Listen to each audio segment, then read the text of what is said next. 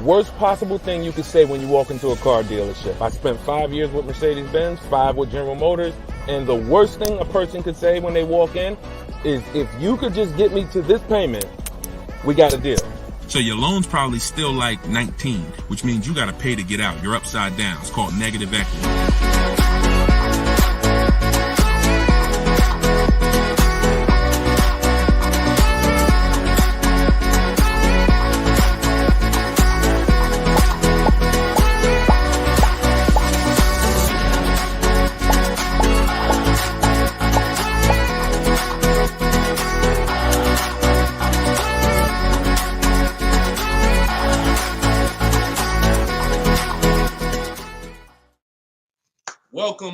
Welcome to episode 4 of Car Shopping Questions and Answers. We are live on 4 platforms: Instagram, YouTube, TikTok, and Facebook.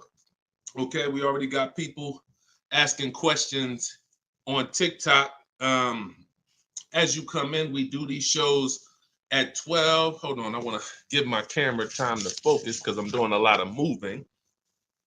We do these live shows, it'll focus in 1 second, at 12 p.m. and 3 p.m. Eastern time. Hold on, I'm out of focus. There we go. 12 p.m. and 3 p.m. Eastern time. Now, we broadcast these shows throughout the day because a lot of people can't make the live broadcast. You want to tell your friends about it. If this is your first time with us, you've never been on a live with us before. Oh, wait, hold on. They're saying that hold on, can't hear. No sound. All right, hold on. Let's see. How about that? We're good on TikTok?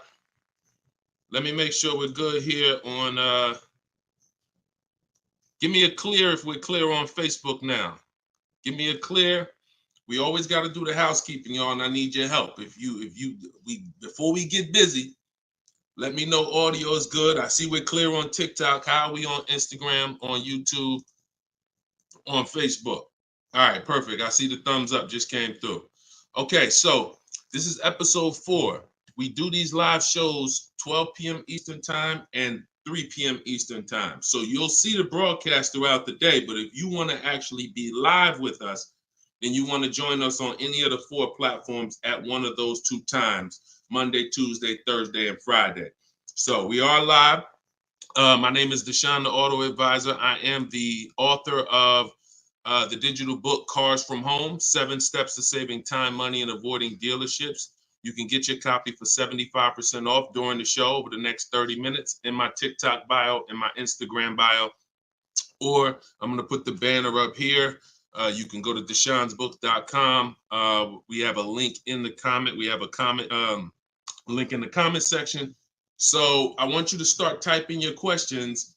We get very, very busy. Have your notes ready. Be ready to unlearn what you've learned about cars, because we get below market deals, and that should be your only mission when you are car shopping, is to get below market deals.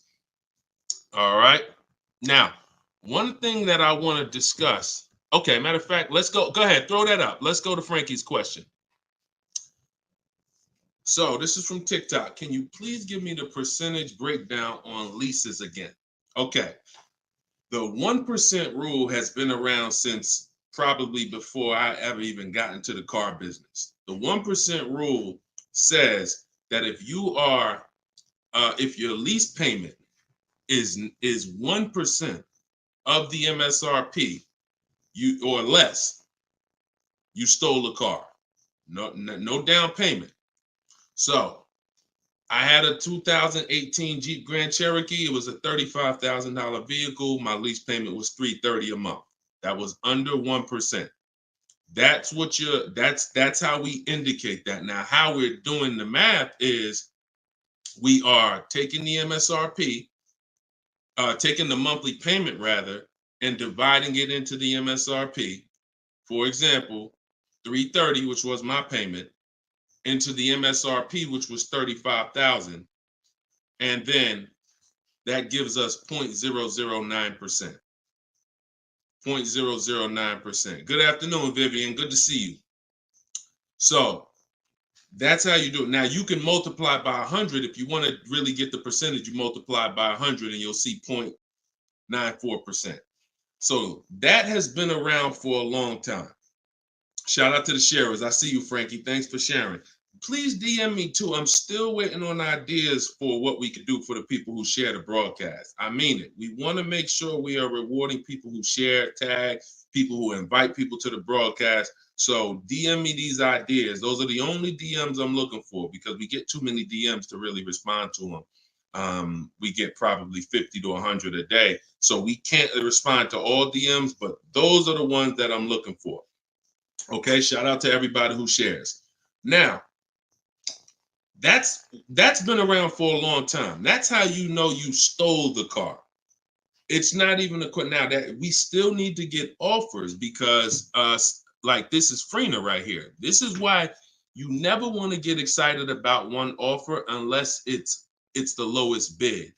Here's why. Freener, she just got a, hold on, I'm putting it up here on the screen. She just got a 0.88% lease on a Jeep Grand Cherokee hybrid anniversary edition. $65,000, $65,950 was the MSRP. Her best bid was $579 a month. She's in the video library. She has what we teach. Getting bids. See, so sometimes you could look and be like, oh, this offer looks really, really good. Should I take it? Not if it's not the lowest bid. It must be the lowest out of at least 5 offers. Because what I always tell you is 80% of dealers are overpriced. They're going to overcharge. So that's how you know if you won. Now we had to come up with something. When I started teaching people about leasing, I said, oh, shoot, some of you going to go out here and you've been buying your cars and you're going to walk into dealers and you're going to get a lease and you're going to think it's good because you're still paying less than somebody who actually bought. But we had to come up with something that was showing you when you were overpaying for a lease. And so I started doing some math because I love math. And once I worked the math out, I said, okay, how much are we paying before we're paying too much for a car we're giving back? 1% is the steal. But what's the limit?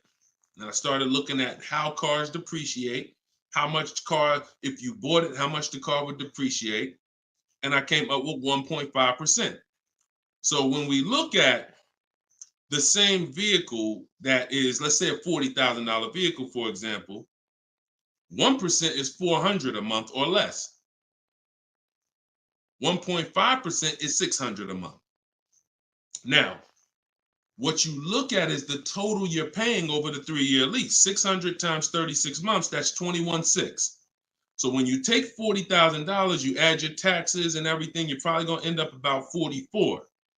21 is about the threshold where you're still paying less than if you had bought. You're still losing less value, but and you're tying up less money. But at the same time, that's the limit. Above 1.5%, there's no value in this lease anymore.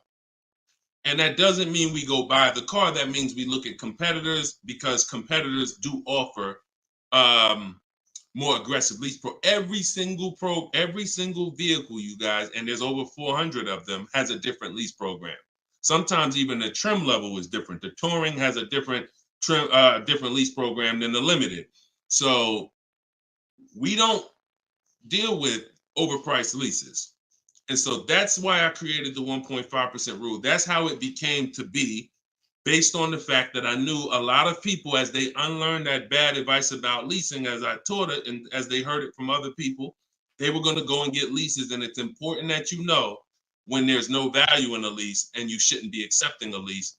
And that doesn't mean, and look, let me be very clear. That does not mean, that's why I explained the first part of this question, of this answer.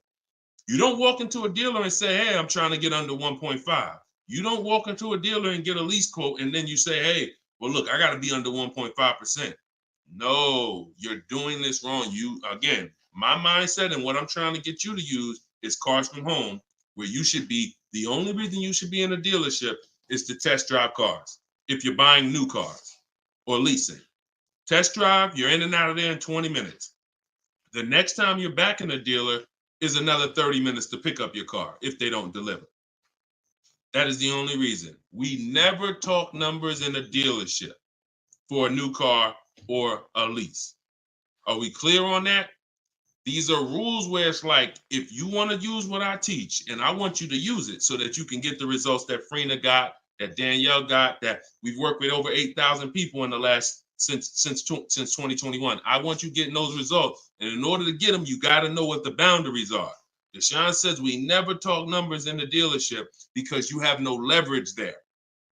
Your leverage is at home, in control, communicating with multiple dealers, and where you can't get emotional. Okay? Clear? So that's the 1% rule, and that's the 1.5% rule, Frankie. Great question. Okay, shoot the next one in, Dolan. Great question. All right, this is Tony on Facebook. And remember, look, y'all, we are live right now. So some of you have seen the rebroadcast, and you're like, Deshone, okay, this is 3 p.m., 12 p.m., we're live. Okay, so this is the time to ask your questions. You're not watching the rebroadcast, and this is also the time to tag a friend and make sure they're here so they can get their questions answered. Shout out to the sharers. And could y'all keep tapping the screen on TikTok and running those likes up?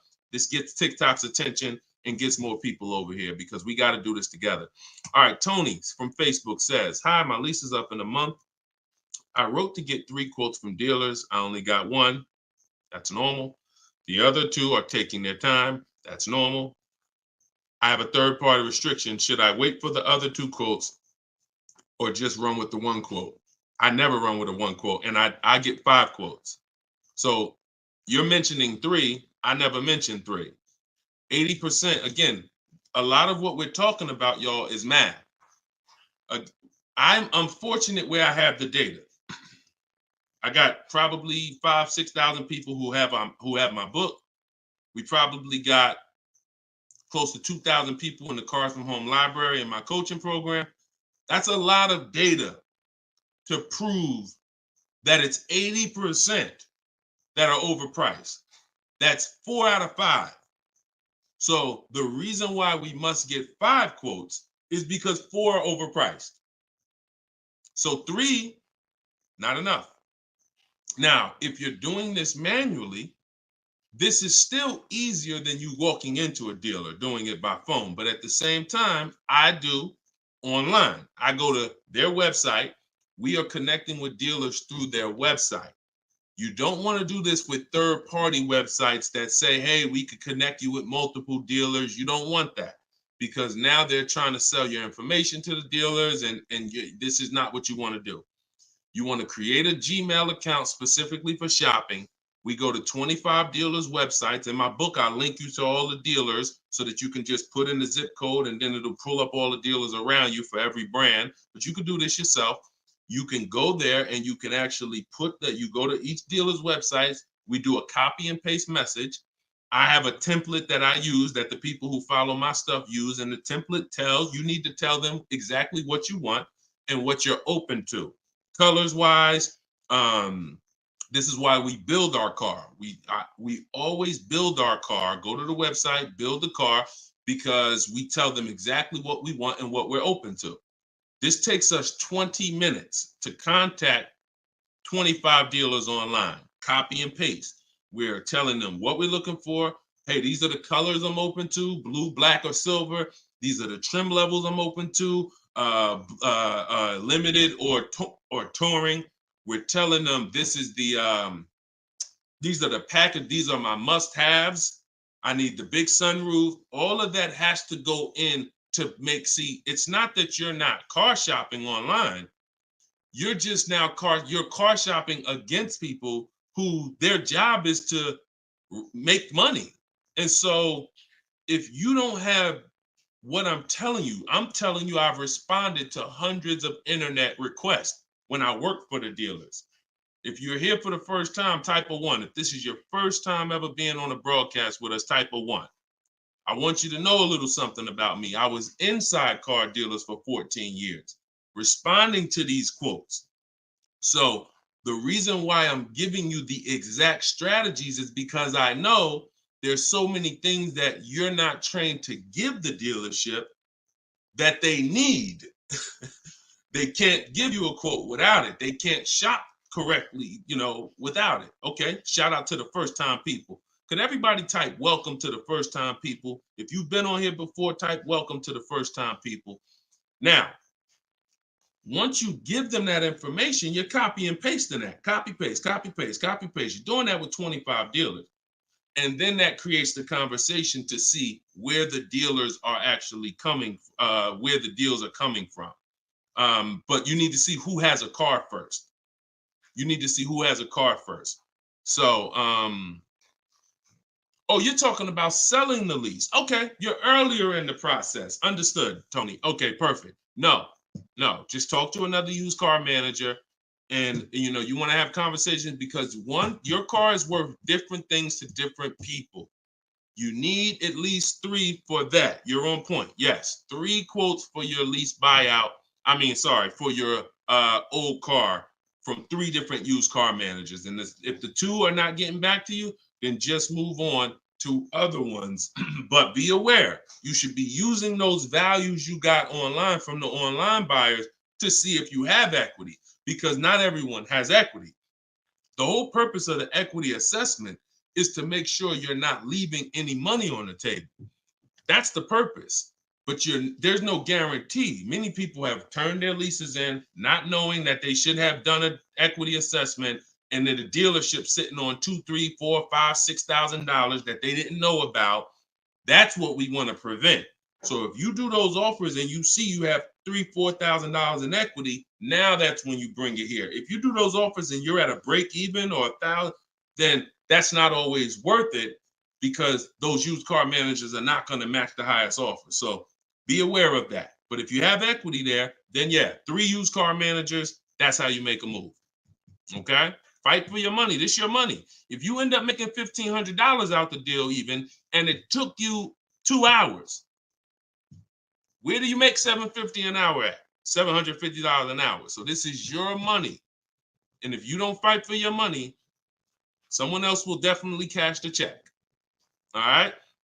Tyler said, send the next one in. Tyler said, F&I director here in Houston of 2 large stores. Your content is great. I appreciate you, Tyler. This is the 20% right here. See, the 20% can always admit when we're doing something to help the market. The 80% will come on here and be like, oh man, this guy couldn't make it in the car business. Now he's teaching. All right, go ahead. Shoot the next one up, Dolan.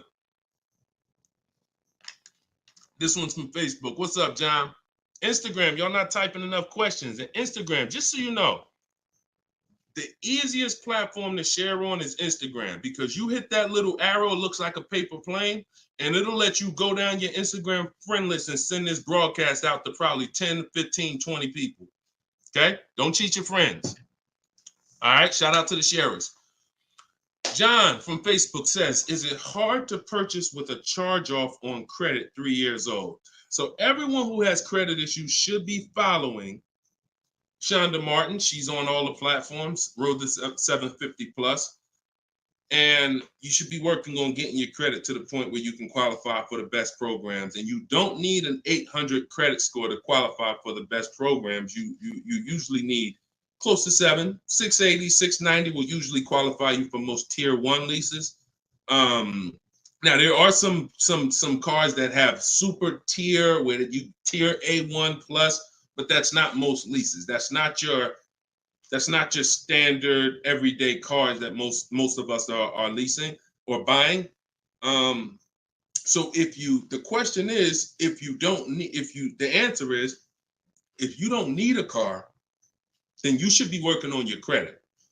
If you need a car, then there's nothing you can do. You need to make a move. And so I recommend a company like Limbuzz. We're always going to give the dealer a chance to match or beat our offer. So whoever we end up buying our car from, some of you have been taught never let the dealer participate. That's costing you money, because the dealer has 7, 10, 12 banks on their end. Now, If they're trying to beat and earn your business, now that's a winning position. See, check this out. When you have a finance manager who's saying this about you, what's the highest interest rate you think they'll pay? What's the highest payment you think they'll pay? That's a bad position to be in. That only happens when you have no leverage, you haven't shopped, you haven't come in with an offer, and now they're trying to see the highest interest rate that you'll pay. We're not doing that. You're doing it our way, which is we're going to have we don't let anyone touch our credit until after we find our car. Now, once we find our car, get our best deal through a bidding system, now we're going to take that purchase agreement, that's a receipt. Yep, I see the questions coming in on Instagram. We got you. Hold on, Atlantis. Once you see the long form receipt, now you take this home, and this is when you're going to contact your bank, your credit union, the online lenders. You're going to go online lenders, online banks, online credit unions. You're going to let all these people have a shot at your business. If you do this within a small window of time, if you do it my way, it only take you 2 days. This is going to weigh on your score the same as one hard inquiry, because this is something called rate shopping. This is not going from dealer to dealer, getting turned down or putting in applications and nothing like that.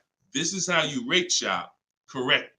I call this the bank bidding war. When you get my book, I also send you the bank bidding war blueprint. It's going to be going into my book, but I need about another month to be able to combine it. But I send you the bank bidding war blueprint. Now, the bank bidding war is 3 rounds. First thing we're doing is seeing, is there any special interest rates that the car we're buying has? In your particular case, John, with credit challenges, you're not going to qualify for that. That's okay. But we need to check that. If there's 0%, 0.99%, that eliminates our need to do anything else with financing, because no one else is going to beat that. Second part of the round starts, there's 3 rounds to the bank bidding war. The second part comes after we find our car, and it's what I just broke down. When we come home, we let all these banks, these lenders, online credit unions run our credit, and so they're bidding and submitting us their loan offers. Now, the third round is the dealer. That's when we're going to call the dealer who we reserved the car with and say, hey, I got 6.29 from this bank. If you can beat it, I'll give you the business. Now, this is the big difference, you guys. When you have a finance manager who's trying to beat your offer, who's calling their banks and saying, hey, I need to get 5 point something because this person already has 6. That's leverage. When you start bidding, like I'm teaching you, like what's in my book, like what's in everything we do, in my videos, everything's a bid. You have the leverage. And there's no way for you to overpay when you are getting bids. So that finance manager calls you back, it's only going to be 1 or 2 answers. Hey, Stuart, man, listen, I tried my best, man. I reached out to every bank I got. No, I can't beat that rate, man. I appreciate the opportunity, but you can go with your own financing. In which case, you guarantee you got the best loan. Second thing is, hey, you know what? You had a good rate, man, but I got somebody to beat it. So we can do it right here for you. Perfect. In which case, you guarantee you got the best loan. See, you don't have enough people competing for your business. That's where your buyer's remorse is coming from. That's where your lack of confidence is coming from. That's why you're driving off from a dealer saying, hey, you think we could have got more money? You think we could have got another $1,000 off? That's all buyer's remorse because you don't have enough people competing. So I want you to stop that. I want you to use what I'm telling you to do. All of this is in my book for those of you who like Deshone. I don't even want to remember all of this. It's all in my book, Cars from Home, 7 Steps to Saving Time, Money, and Avoiding Dealerships. This is what I've been teaching for 3 years. And this is what I've been doing since 2015 myself personally.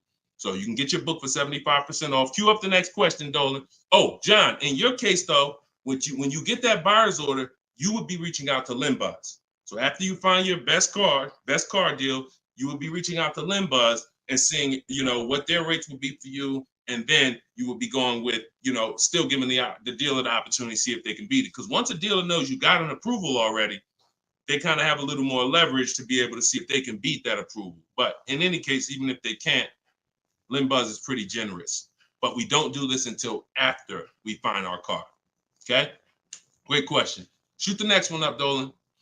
All right, this is Gemini from Instagram. Can a dealership legally raise the price from what is being offered online? Listen, nobody's suing dealers. So it's not really about what's going on legally. It's probably more ethics than anything. And we don't expect dealers to be ethical.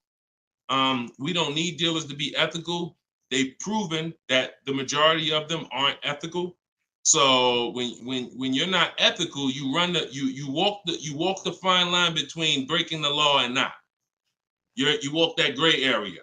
You know, yeah, I overcharged you. I know you could have paid less, but I know, yeah, whatever. But I know I could have sold you the car for less. But I'm gonna tell you that this is the best. Like, all of this stuff is unethical, but it's legal. So when it comes to what we're doing, our job is to protect ourselves. You can't go into a car dealership expecting them to protect you. You can't go into any business transaction expecting the person you're negotiating against or the person who's selling you a product to protect you. That's why we exist, because there's no one out there. If it hadn't been done, you'd been good. If there were, even if the I think it's the Federal Trade Commission or whoever regulates businesses were stepping in to protect the public, then we wouldn't have a need for what we do. But that doesn't exist. So it's on you. It's buyer beware. It's you protect yourself. And so I provide the tools for everyone who wants to take action to protect themselves. All right? But no, we don't expect dealers to do anything other than what they've been doing. Go ahead, shoot the next question up. Let's roll. All right. Why shouldn't a person focus just on monthly payment, monthly car note? Okay, good question. Hold on. Let me make sure I can see Instagram. All right, so this one's from Instagram. Promise Tammy said, why shouldn't a person focus on just the monthly car note amount? So if we did a little math and you go, all right, if you walk into a dealer and you're looking at a $40,000 car and you say to the dealer, how much does that car cost a month? And they're smart, if they're trained, they're gonna say, well, it's not really about the car payment right now. Do you like the car? And once you say, yeah, I like the car, let's get down to numbers, they're gonna ask you, they're gonna try to figure out what you could afford. Like, what's the most you could afford? Or I can't afford any more than $450 a month.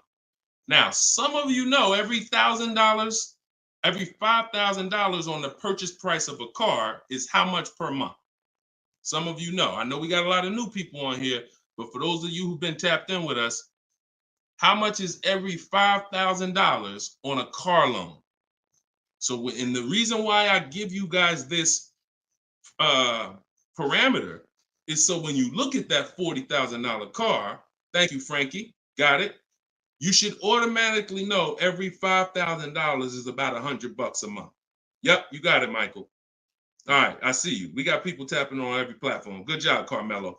So the reason why, see, those of you who focus on just the car payment, you are some of the people who the 80% of dealers are going to manipulate the most and make the most money on. Because when you come in, if you don't realize that that $40,000 car is in no way close to $450 a month, now you have someone who's going to try to manipulate the loan to make that car $450 a month somehow.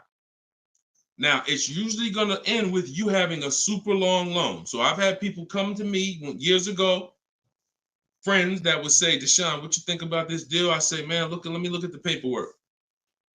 And I see, man, you know the loan is 96 months? Nah, man, I didn't even know that.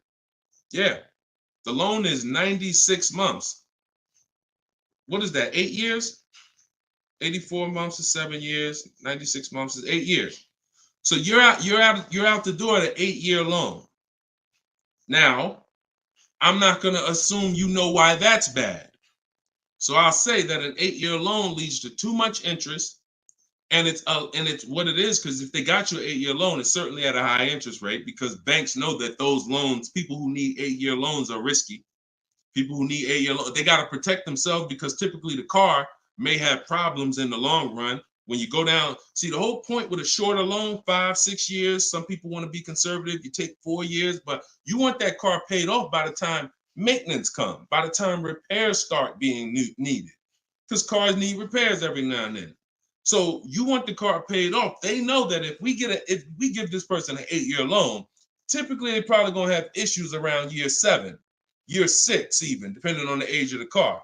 So the length of loan, I teach something called the rule of 72 and the 10th birthday. I will not in any way co-sign anyone getting a loan longer than 72 months, which is 6 years, because we don't have, see, what's the longest loan, a mortgage that any of you would take?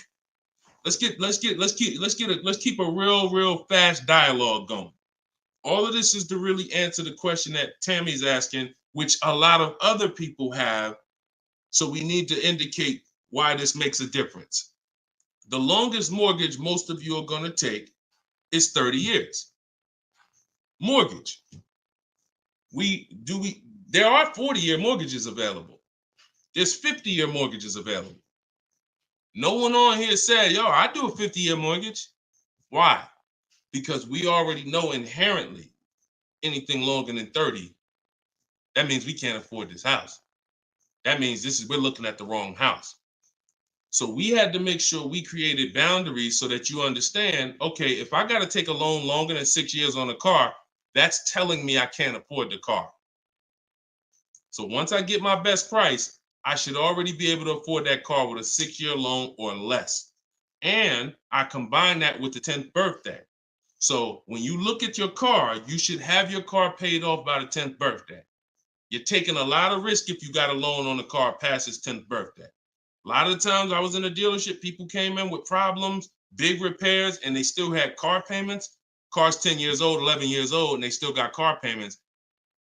You could run the risk of being in trouble because that car could be in the shop. Some of you have experienced this. Car's in the shop and you still got a monthly payment due every month. Now, this is disaster, and that's what we're trying to prevent. That's why we don't focus on the monthly payment. When we're purchasing a car, we are only focused on the price of the car. We need to, before we even think about monthly payment, how about this? We need to make sure we're getting the car for the lowest price possible. Because some people go in and like, hey, the car's 40 grand. Well, what if another dealer will sell it to me for 35? Once I get the lowest price, then I'm concerned with what my monthly payment is going to be. So there's steps to this.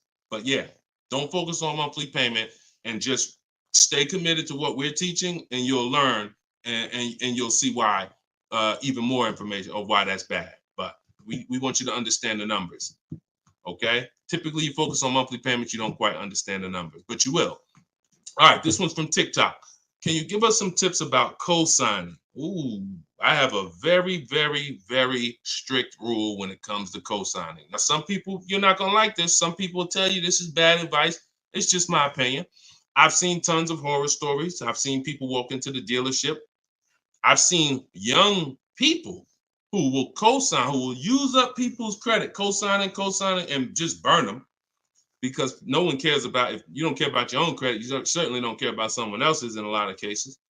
So, but I do have some rules, because sometimes it's gonna make sense.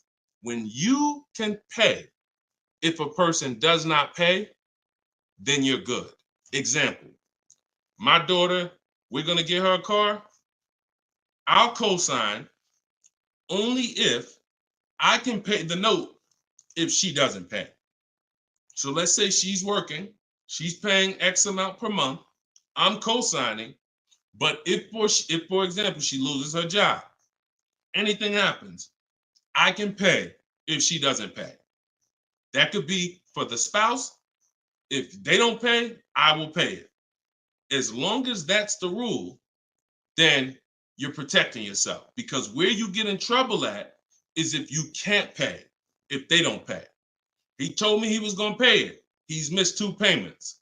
Your credit doesn't get, no, they don't care. So you got to be willing to say that. This has to be a person that I'm willing to pay if they don't pay. That means I got to have that type of relationship with them.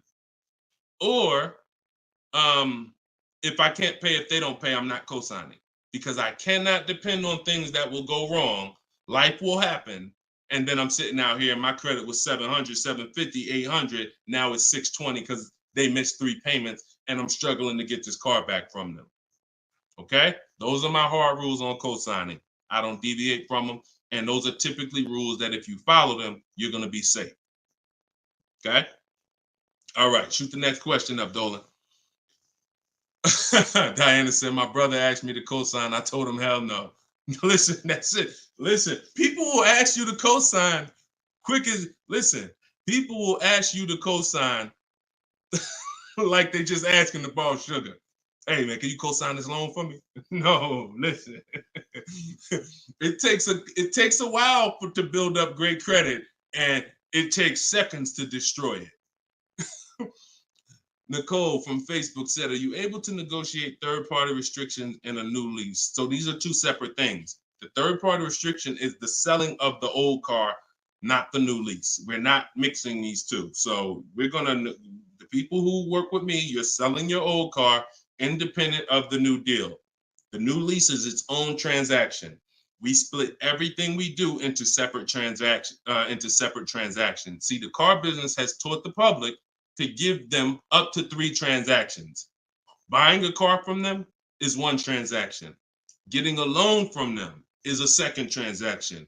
Letting them buy your old car, which you call trade. We don't use that word. That's 3 transactions. There's money in each transaction. There's money in each. That's why there's companies that only want to give you loans. They don't sell cars. There's money in loans. There's companies that only want to buy your car. They don't care about selling your car right now. There's money in buying cars. So you need to separate these transactions if you want to maximize each. There's no way for you to save the most money without maximizing and looking at each part of your deal as its own separate transaction. So if I have a third-party restriction, I'm doing the equity assessment. A third-party restriction is, some of you have leases. We always need to see if there's any equity in our lease before we return it to the dealership. If you have returned your car to a dealership without doing the equity assessment, you don't know how much money you've left on the table. Because if there's $2,000 or $3,000 of equity in your car, the dealer's keeping that, and that's their money. So, or the bank's keeping it when they sell it, that's their money. It's probably the dealer will find a way to buy it, and it's their money. So when we look at an equity assessment, we're going to do it at all times. Now, there's no guarantee we have equity, but we want to guarantee we're not leaving equity on the table. And so a third-party restriction doesn't mean you can't sell a lease. Who didn't know you could sell a lease? Type a question mark. If that's new to you, this is your first time hearing this, you've been leasing, and you're like, Deshone, I never heard about selling leases. I had no idea this was a thing. Type a question mark if this is your first time hearing that you could sell a lease. Okay. Fish Guy Rodney. Okay. See, so more information is coming out. Okay. Fairy Godmother. Okay. Emil. Okay, I'm sorry. I just tore your name up. Sorry. So as you change Shamir on Instagram. So when we look at this, we got to see that the things that we don't know cost us money. So now it's like, once they saw people, because we helped out probably thousands of people in the pandemic sell their leases, used car values, resale values were crazy. So we had people making $5,000, $10,000, $12,000 selling their leases. I sold my Jeep Grand Cherokee lease. I made $8,900 after I drove it for 42 months because I extended the lease and then I sold it. My mother, she drove her car. She made $10,200. Now those numbers don't exist anymore because values have come back down. But there's still people who are going to make 3, going to make 2, going to make 4, depending on your car. Now, every car doesn't have equity. But when it comes to the third-party restriction, they don't say you can't sell. They limit who you can sell to. You must sell to a local used car dealer. To a local dealer of the same brand. So if you have an Audi, you must sell to an Audi dealer. We are still going to get bids. We're going to get at least 3 bids from used car managers at Audi dealers because your car is not worth the same thing to every dealership. Your car may be worth 19 to this dealer, 19.8 to this dealer, 21 to this dealer, which is why we must get bids. Y'all gonna hear me say that word. Your favorite word, if you stick around and you use what I'm teaching, when you start mastering my strategies, your favorite words are gonna be bids, multiple offers, because that's how we save all the money. So okay, so that has to be handled, Nicole, separately. The selling of your car, the who I'm gonna sell that car to, you find that person first. Then you go shop for your replacement car. And then once you go sign that deal, you sell the car, you do it the same day, and you maximize both transactions. Okay? And all of this, guys, shouldn't take you any more than 90 minutes. This is not something that's going to take you hours. See, my whole thing is to show you how to get great deals in 60, 90 minutes from home. That's why my book is called Cars from Home. 7 Steps to Saving Time, Money, and Avoiding Dealerships. You can all get a copy for 75% off for the next 30 minutes. Just go to my TikTok bio. You won't leave the broadcast. Grab your copy before that timer hits 0. The price goes back up to $97. Or you can go to my Instagram bio, or click it if you're on Facebook or YouTube. Go to the comment section and you'll see a link to deshonsbook.com and grab your copy for 75% off before the timer expires. All right, go ahead, Dolan. Shoot the next question out. Should I feel bad if I get 1.3? I'd only feel bad if I got 1.3 and if it was my only offer. If it was my only offer, or if I only got 2 offers, then yes, because I'm going to tell you why. I'm going to show you something. When I look at what I see, hold on. Okay, hold on. We saw Freener. Some of you saw Freener. That's 0.88. That's just ridiculous. 0.88. But look, Charles, he gets a Palisade. He's paying $48,000 vehicle. His best offer was $597 a month, 1.23. Now, look at and sometimes people who are getting phenomenal, who are looking at cars that are super, super popular, they'll go a little further, and he reached out to 35 dealers. Now, I want you to pay attention. Some of you, the average person, only shops 2 dealers. My strategy is I teach 25 to 5. But once you see my copy and paste system, which is in my book, I have a copy and paste system where we're on their website. You'll see that I could talk to another 10 dealers. It only take me 10 minutes to open up contact with another 10 dealers. We always use a separate email. Do not contact dealers from your personal email. I'm warning y'all. It's not going to work. You're trying to go through your work email, and then you got your personal stuff, and then you're seeing the car dealers. Don't do it. Create a separate Google email, and that's how we do it. So he said, I reached out to 3,500 dealers, got 10 quotes back. So that $597 a month, 1.23 is the best out of 10. So so I always tell you, when you do it right, you're going to see offers that are $150 to $200 a month more. That's when you know you've exposed the 80%, and that's when you know you shop the right way. If you don't see that type of spread minimum, you haven't shopped enough offers. So that's the only time I would feel bad, GKA, is if I didn't get at least 5 quotes, because I don't know if 1.3 was the best. I'm gonna tell you a funny story too, because Freena's in our coaching program, and Freena reached out and she said she was looking at a Jeep Grand Cherokee. Get ready for the next question, but I'm gonna tell y'all, I want to hammer this home so y'all understand the importance of multiple offers and you don't get lazy, because the things I'm telling you might take another 30 minutes, 40 minutes, and they save your family $3,000. You can't put a price on. Well, you can put a price on that. So Freena was shopping for a Jeep Grand Cherokee Limited. She comes to the group and she said, Deshone, this was the best offer on a Jeep Grand Cherokee Limited. It was like 1.2 and change. But she said, the guy that made me this offer said he has this 4XE. It's a hybrid. And he said he could actually do better on that one. She said, what do you think he told me what it would be. It would drop the price here. I said, if you're open to that, then you need to run your quotes again and get 5 more offers on that vehicle, because it may have a better lease program, in which case you need to open it up again. She opened it up again. That's how she got her 0.88% lease. So if she would have just said, well, this guy is getting me 1.1, I'm gonna just take that, then she never would have found a 0.88. multiple offers. That's probably $100 a month difference than what the last offer, $100 a month times 36 months on this lease. You're talking about $3,600. And she did it in minutes. Once y'all learn how to do this, it's minutes. This is not hours. I'm not spending more than 60 minutes on shopping for a car. Now, that doesn't mean I'm not spending time to decide what I want. But once I decide what I want, once you know what you want, 60 to 90 minutes to get the best deal. That's it. All right, shoot the next one up, Dolan. Keep the questions coming, y'all. We are live every day at 3 p.m.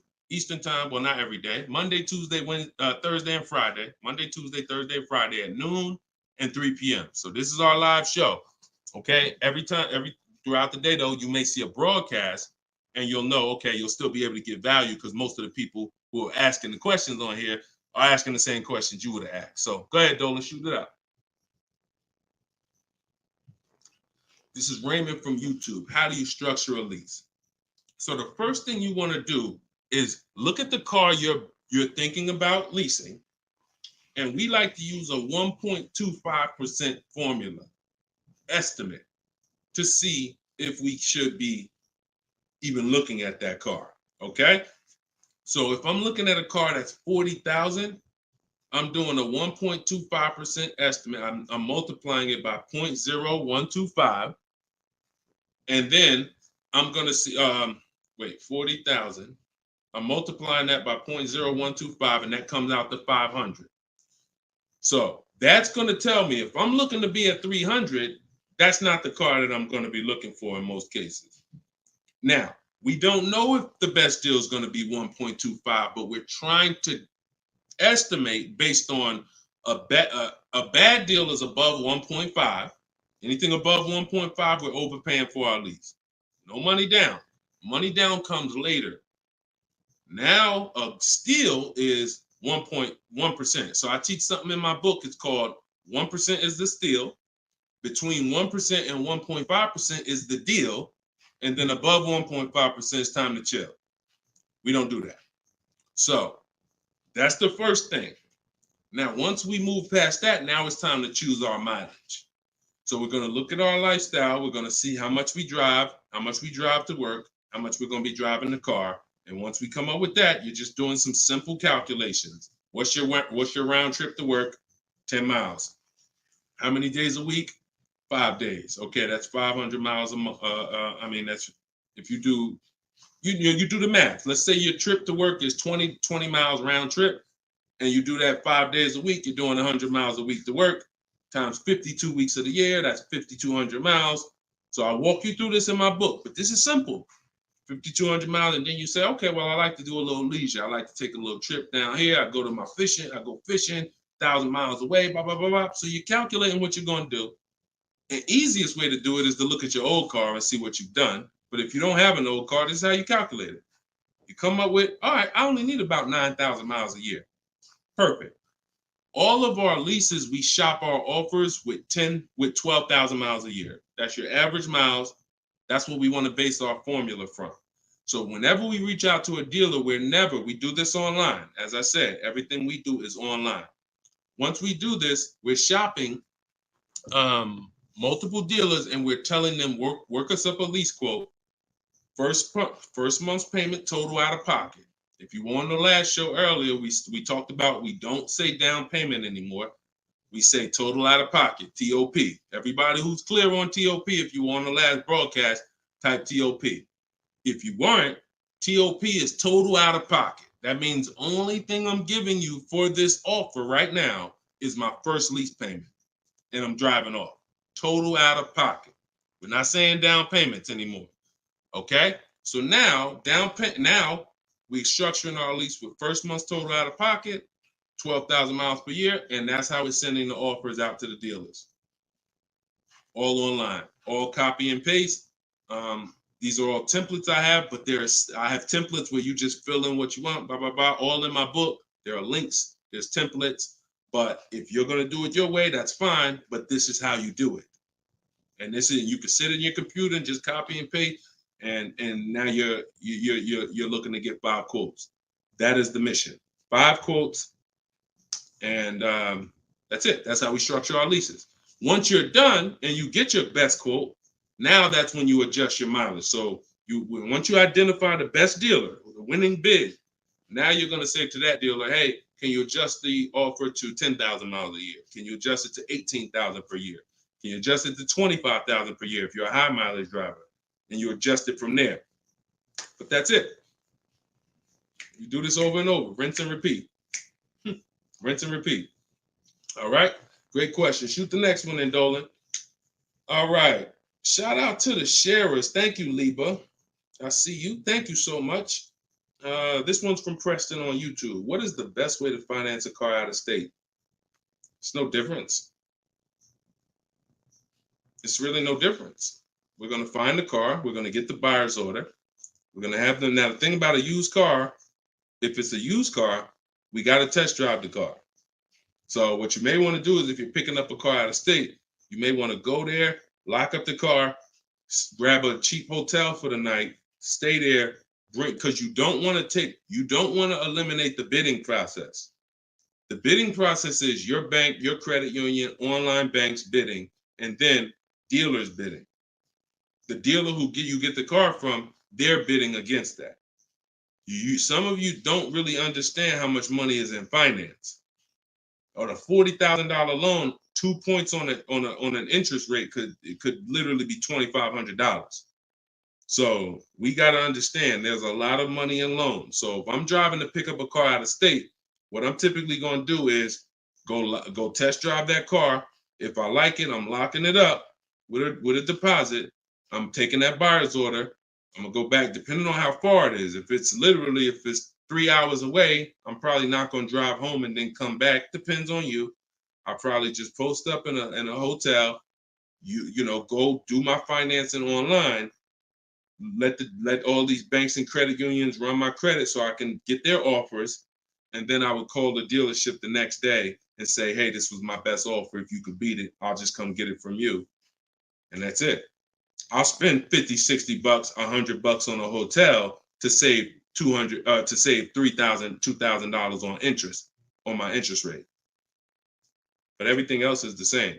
So we can't be scared to go out of state. If many of you who are using what I'm teaching, you're going to see. Look at Eddie. Who was Eddie who drove? Hold on. Short conversation. John, hold on. Market. Trying to think. I'll see many of who I'm going to share with you. You'll see they'll say when they're picking up their car, I'm driving 45 minutes. I'm driving an hour and a half away. Look at Sean. Perfect example. Sean, he's also in our coach. Now, I don't want you to think, I got to be in Deshaun's coaching program. There's just some people who are. The information's in the book. We got the video library. For those of you who are like, okay, I like videos to go along with the book. That's fine. I link you to some videos in the book. But then there's some people who coach with me and I can talk personally to them. So Sean comes on here and he comes into the group. He said, he sends this. Look at the amount. He said, I'm looking at some advice on this F-150 Lightning XLT. It's a $73,000 truck. The dealer discounted it $4,900 and then revealed that there was a $15,500 rebate. His total savings is over $20,000 off this truck. So I'm like, all right. Now me, being who I am, I don't know if that's the best. 2015, I sold 2 Maybachs. They had $20,000 rebates on it. So we don't know if this is the best. I haven't seen, this is what I said to him. I haven't seen the other offers yet, but I'm assuming you got at least 5. You're saving over $20,000 on this with this discount and rebate, but the only way to know is to compare to the other offers. See, I'm not going to get excited about this deal until he tells me what I'm about to read to you. That's when we get excited. He said, guess I could have put a little more info on here. Yes, I got about 15 quotes. You see the difference? This is what I want you to get.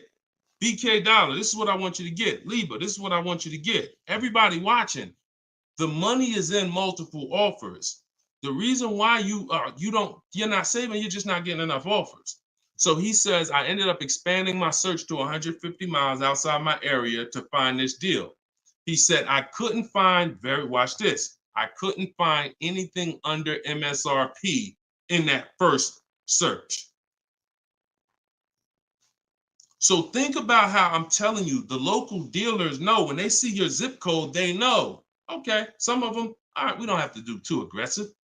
But those dealers that are an hour and a half away, when they see your inquiry, they're like, oh, listen, this is a person we never would have saw before. What is it going to hurt us to blow this truck out? And we take a deal from one of our competitors' markets. We love to see our license plate frame over in their market. That's how we win. So he ends up saving over $20,000, and he doesn't mind driving 150 miles to go get that truck. Why? Because every mile he drives is dollars he's picking up. We clear on that? We clear? If you're clear on the importance of multiple offers, type clear. All right, shoot the next one up, Dolan.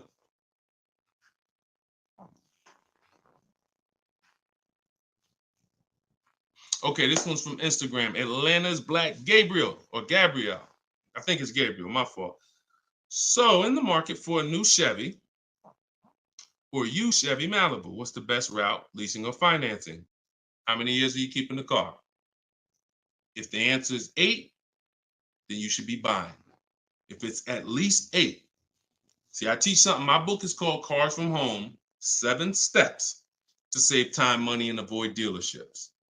Everything I do, when you go, the video library that we have, your best deal in 7 days, 7 steps. These are not going to change. The first step is the foundation to your deal. The first step is the foundation to your deal, which is lease or buy. Because you cannot get a good deal if you bought when you should have leased. It's impossible, because the amount of money you're going to pay on the purchase is going to be too much if you buy brand new. And if you buy pre-owned, it's going to be about the same amount you'll pay.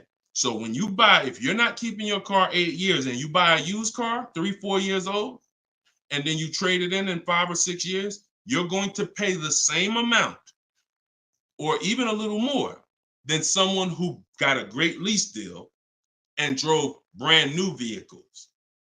So it's all about how many years you're keeping the car. If you're keeping the car, if you're like Deshone, there's no way I'm keeping the car 8 years. That's not my style. Then you should be shopping from this day forward for aggressive lease deals.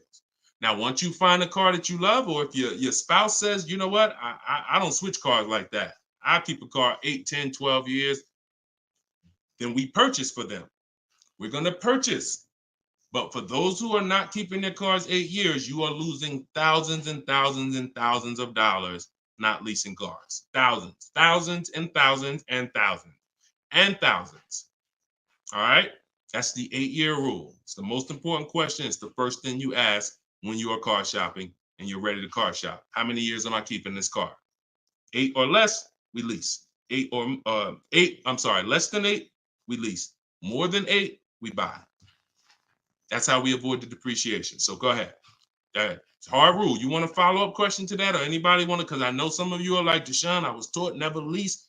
Whatever. You want to follow up to that question? That's perfectly fine. But that's the rule. And it's the rule based on money. I've seen thousands of scenarios, and I spend years and all my time shouting from the hills so people could understand how much money they're losing by not getting good lease deals or not leasing at all. Okay, go ahead, shoot the next one up, Dolan. Okay, this one's from TikTok. All right, Peyton. Do dealerships finance used cars too? Yeah, sure. Absolutely. But we don't finance, dealers are our last offer for financing, never our first. So what you should do is you should go watch the replay from earlier, episode 3. This is episode 4 of Car Shopping Questions and Answers. We do these lives Monday, Tuesday, Thursday, and Friday, 12 p.m. Eastern time and 3 p.m. Eastern time. For those of you who are like, because I want you to be able to tell your friends. Today, some of you are going to run into people who are car shopping. You need to be telling them, hey, you got to check this guy, Deshone the Auto Advisor. He does this show, live show, 12 o'clock, 3 o'clock, Monday, Tuesday, Thursday, and Friday.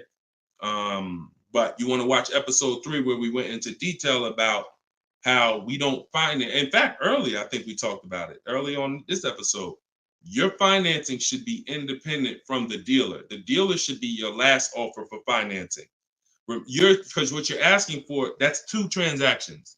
You're giving them 2 transactions of business. You're giving them the purchase of a car, and then you're giving them the selling you of your loan. So what we do is we separate these transactions and we get bids for each. So the only way I'm dealing with a dealer, the only way you're going to be dealing with a dealer is if they've won the bid, which means if I'm looking for a used car, you won the bid out of all the used cars. Like, all right, give you an example. This is Vincent. Vincent got a 3-year-old Lincoln Corsair, premium trim level, under 45,000 miles, clean Carfax, inspection, all from the comfort of home. I'm reading what he put in our group. He was targeting to find a discount of 30 to 35% from the MSRP. This is something that no one is teaching you guys about what you need when you're purchasing a used car. If you're going to be purchasing a used car in the future or your next car, or if you bought a used car in the past, type the letter U. Type the letter U. If you're going to be purchasing a used car, or if you have purchased a used car in the past, I'm about to give you something that you have never heard before, but it is no way for you to know you got a great deal until you start talking the way Brandon talks here. You notice he said 30, he was targeting to find something 30 to 35% from the MSRP. In order for us to know, I see you, Shelby. I see you, Emma. I see you, Katarina. I see you, Raymond. Okay, perfect. Atlanta's Black Gate. All right, a lot of people. Okay, so when you are shopping for a used car, let me tell you a story, give you an example, all right? So I was shopping for my pre-owned Infiniti truck 3 months, a little over a year ago. I narrowed it down to 3. Now, I narrowed it down based on title history, service records, accident history. We talked about this in the last episode, episode 4. Title history, service record, episode 3 rather. You can see it on YouTube. And if you're on YouTube, please make sure you subscribe and please hit the like button. It matters because that shows the algorithm that we talking business over here, that more people need to be here. So when I narrowed this down now I get to I think I narrowed it down to my top 4. They were all white. They were all within 30, they're all within $1,500 of each other. Now, here's the problem. This is where it gets complex for you. Because I'm looking at one that they're asking 30,000 and change, one they're asking 31,000, one they're asking 31,800. You know, they're all within $1,500, $2,000 of each other. Similar miles. On the outside, they all look similar. Without knowing, I created something called the true value percentage. What is the true value percentage? It's not what the website says is a good deal. It's the percentage off of what the vehicle was when it was brand new. So I pulled the window sticker for each of these vehicles. I pulled the window sticker, and what do I see? Now I teach you how to do this in my book. I teach you this entire process, but I'm walking you through it. Exactly. I pull the window sticker. You can get it from Carfax, depending on if Carfax has a deal with that manufacturer. Carfax has window stickers. Now, what do I see?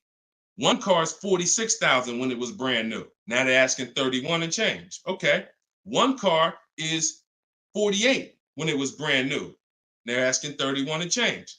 One car was 52 and one car was 54.5. That's the one I got. So you see how in one instance we were confused. You would be confused. You sitting here like, yeah, Deshone, that's hard because they all look the same. They all similar price. How do we know? Once we find out the original MSRP, not only do we find out what the original equipment is that's in the vehicle, which is helpful. I wanted to know this is an Edition 30, got all these special features. That's helpful to know too. But more important than that even is to know that that car was a $54,500 car that they were asking $31,800 for, which means I got a 42% discount. That is something we created called the true value percentage. And that's how we make sure we choose the right used car when we're ready to pick the final one. This is what we do here, y'all. If you this is why, like, this is why we've been blessed, because God knows we giving you the information you need to win with. So all of this is in my new book, Cars from Home, 7 Steps to Saving Time, Money, and Avoiding Dealerships. If you want it all in one place, you can watch the show. You can watch my free social media videos. I got hundreds of them. Or you can say, Deshone, I'm going to get this it's 75% off in my TikTok bio. It's normally $97, but you can get yours for 75% off. And you can get it in my Instagram bio, or if you're on Facebook or YouTube, click the comment section and click that button that says Deshone's book and get you 75% off for 30 minutes. After 30 minutes, price goes back to $97. So, all right, but that's the true value percentage. And that these are the things that we never buy a used car ever without looking at the true value percentage. So when you saw what he said when he bought that Lincoln, as he was targeting to get something 30 to 35% off MSRP, and he ended up getting one for 43%. So that's what you need to know. Go ahead, shoot the next one up, Dolan. Great questions today. All right, Raymond on YouTube. Does it make sense to buy an existing lease? So when you're buying a lease, all you're doing is buying a used car. That's how you got to look at it. It's a used car. It's just, it may be your car. If you're buying your lease out, it's a very different. See, what I see most times is people want to buy their lease because they don't know how to shop. Because there's deals out here. We've been making deals since the pandemic. I started our video library. We started that in 2021, November, middle of the pandemic, when people were paying ridiculous prices over with the 80%. They were cashing the biggest check they've ever cashed in their lives.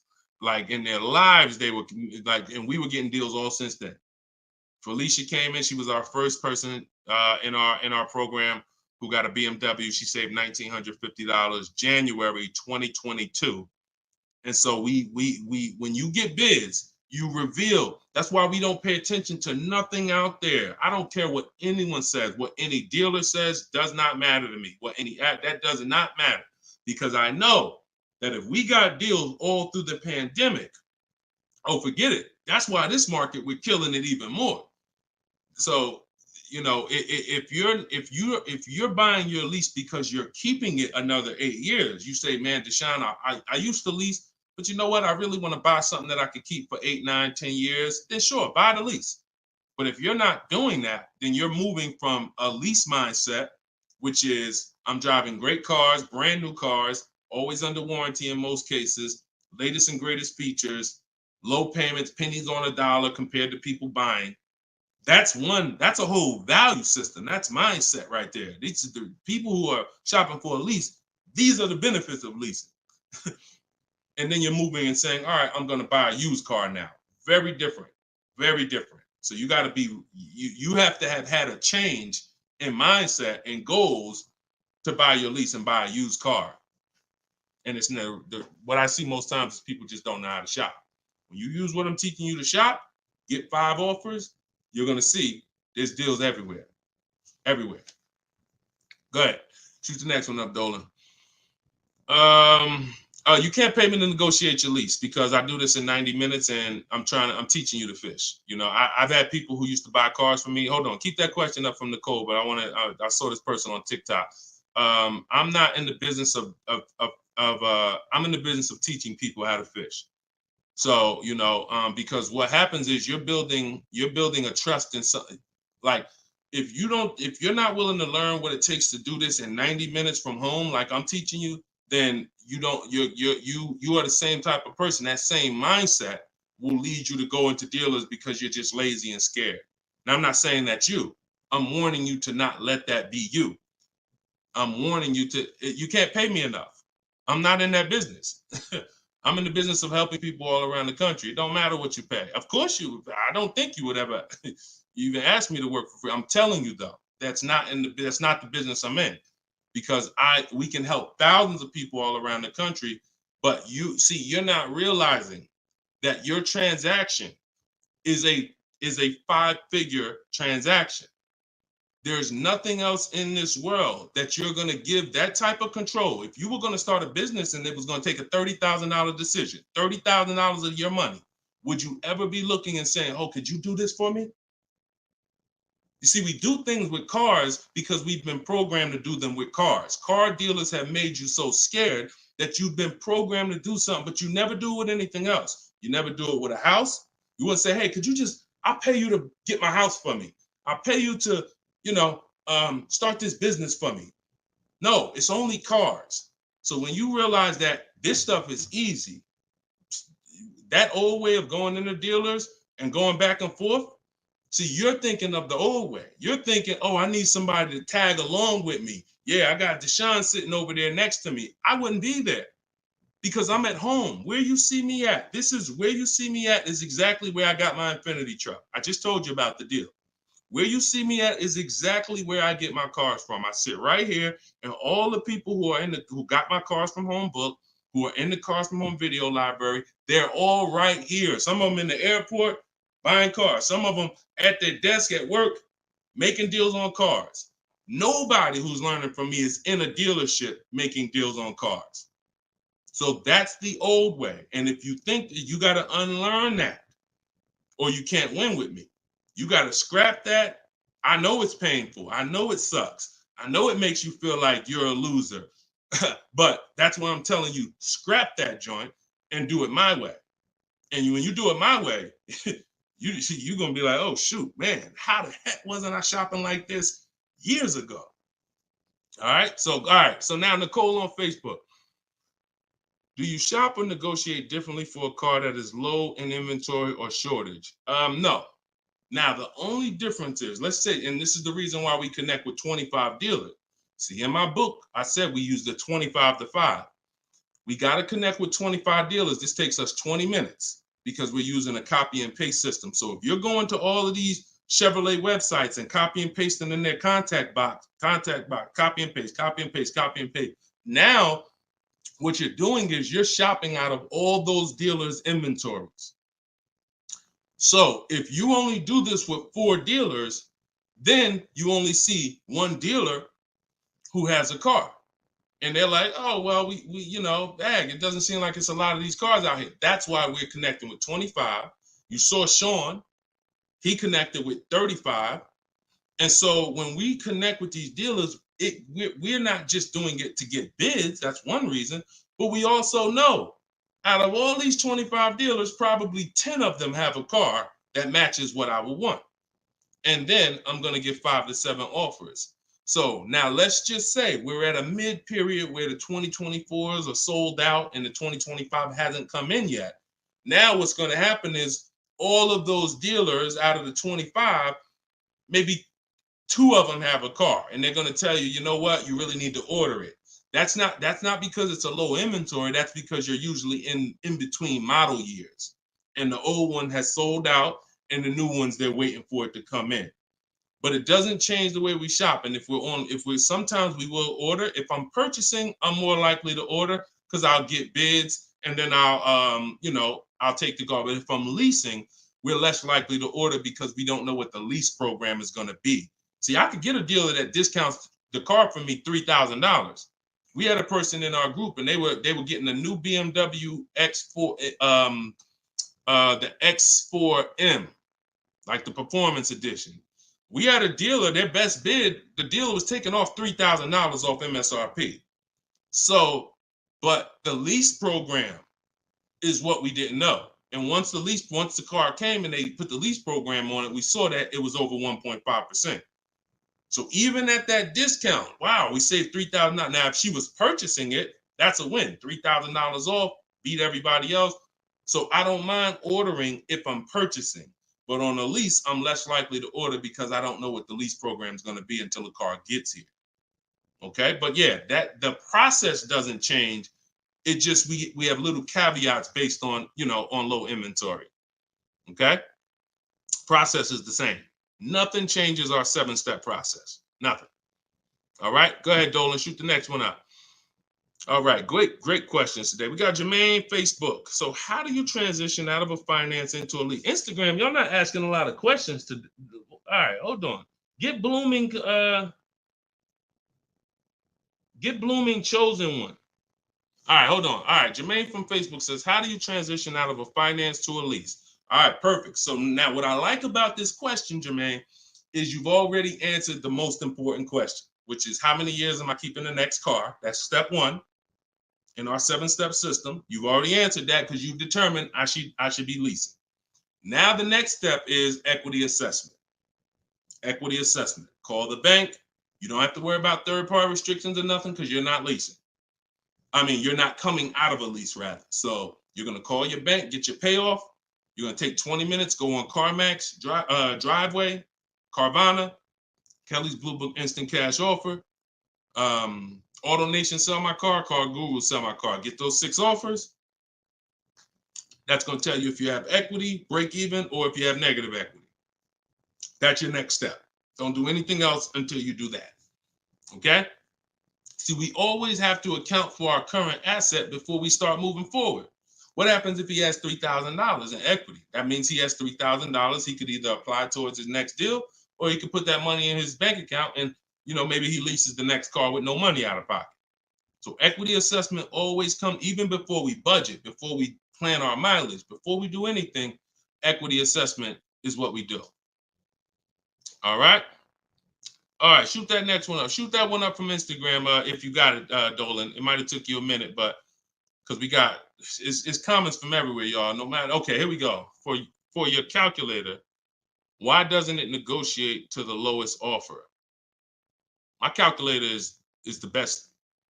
My calculator is the best thing that exists because it takes all the offers you get. By the way, y'all, what she's talking about. And you got to be specific because I do have multiple calculators that I've created in my book, multiple softwares where you plug in stuff and it spits out so one of the calculators that I have is the counter offer calculator.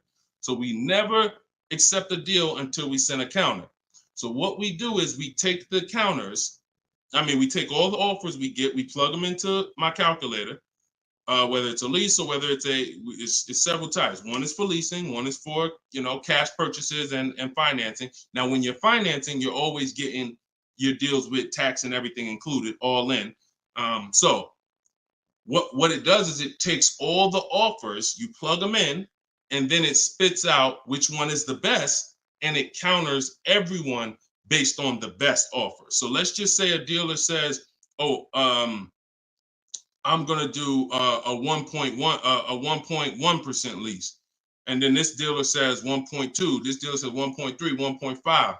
It's not countering all the high offers based on their high offers. It's countering all the offers based on the lowest offer. Because if the 1.1% lease was presented to us, that means any of the dealer could have did it. So now we're calling out the 80% and letting them know that if this dealer offered me 1.1%, then you all could have done it too. You're just choosing not to do it, in which case that's what the 80% do.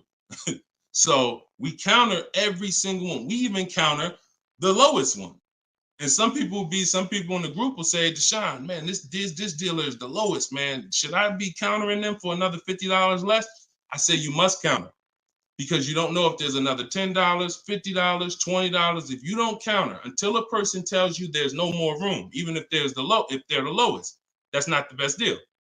So sometimes you counter the lowest offer, and the lowest offer will be like, listen, man, I gave you my best shot. I got nothing else. We know they're telling the truth because we got 4 or 5 other offers that are much higher than that. Sometimes they'll be like, listen, I can't do that $50. I'll get you another $10. That's the best I got. We know they're telling the truth because all the other offers are a whole lot higher. So that's the way the counter offer calculator works. It's gold. It's gold. So all right, we had an hour and 19 minutes. We try to keep these broadcasts about an hour and 15.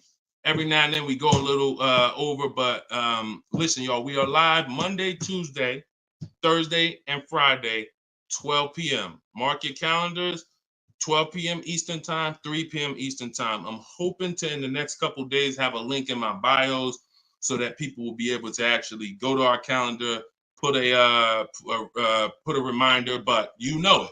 12 p.m. Eastern time, 3 p.m. Eastern time, Monday, Tuesday, Thursday, and Friday. And this whole broadcast is sponsored by, if you just jumped on, I'm the creator, I'm the author of the book, the digital book, Cars from Home, 7 Steps to Saving Time, Money, and Avoiding Dealerships. You can get it for 75% off. It's normally $97, but as long as you get there before the timer hits 0, you can get it for $24 in my TikTok bio, in my Instagram bio, or you could go to deshonesbook.com in the comment section on YouTube or Facebook. Get your copy for 75% off. I'm also the creator of the Cars from Home video library, and I've coached over probably 1,500 people now since 2021. So we've been doing this. Everything I'm teaching you is proven. And I'm going to tell you, just like I tell my coaching students, when you get my book, see, I don't do questions and answers for my book, y'all. See, there's people who DM me. First of all, I don't even see DMs. The reason why I can't do question and answers because there's no other author that does it. So I make myself available probably more than anybody. But when you buy the book, trust the process. If you don't see me say do it, don't do it. Do everything I say do. I tell everybody, even if they're in my coaching programs, you must trust the process that I'm giving you, and you got to unlearn your old process. Don't even think about your old process. Use my process, and I'll lead you to where you want to be at. Guaranteed. All right, so get your copy. I will see y'all all on the next broadcast. Tell your friends. Welcome to the new followers. Welcome to the new subscribers on YouTube. I appreciate y'all. We'll be back for episode 5. God bless you.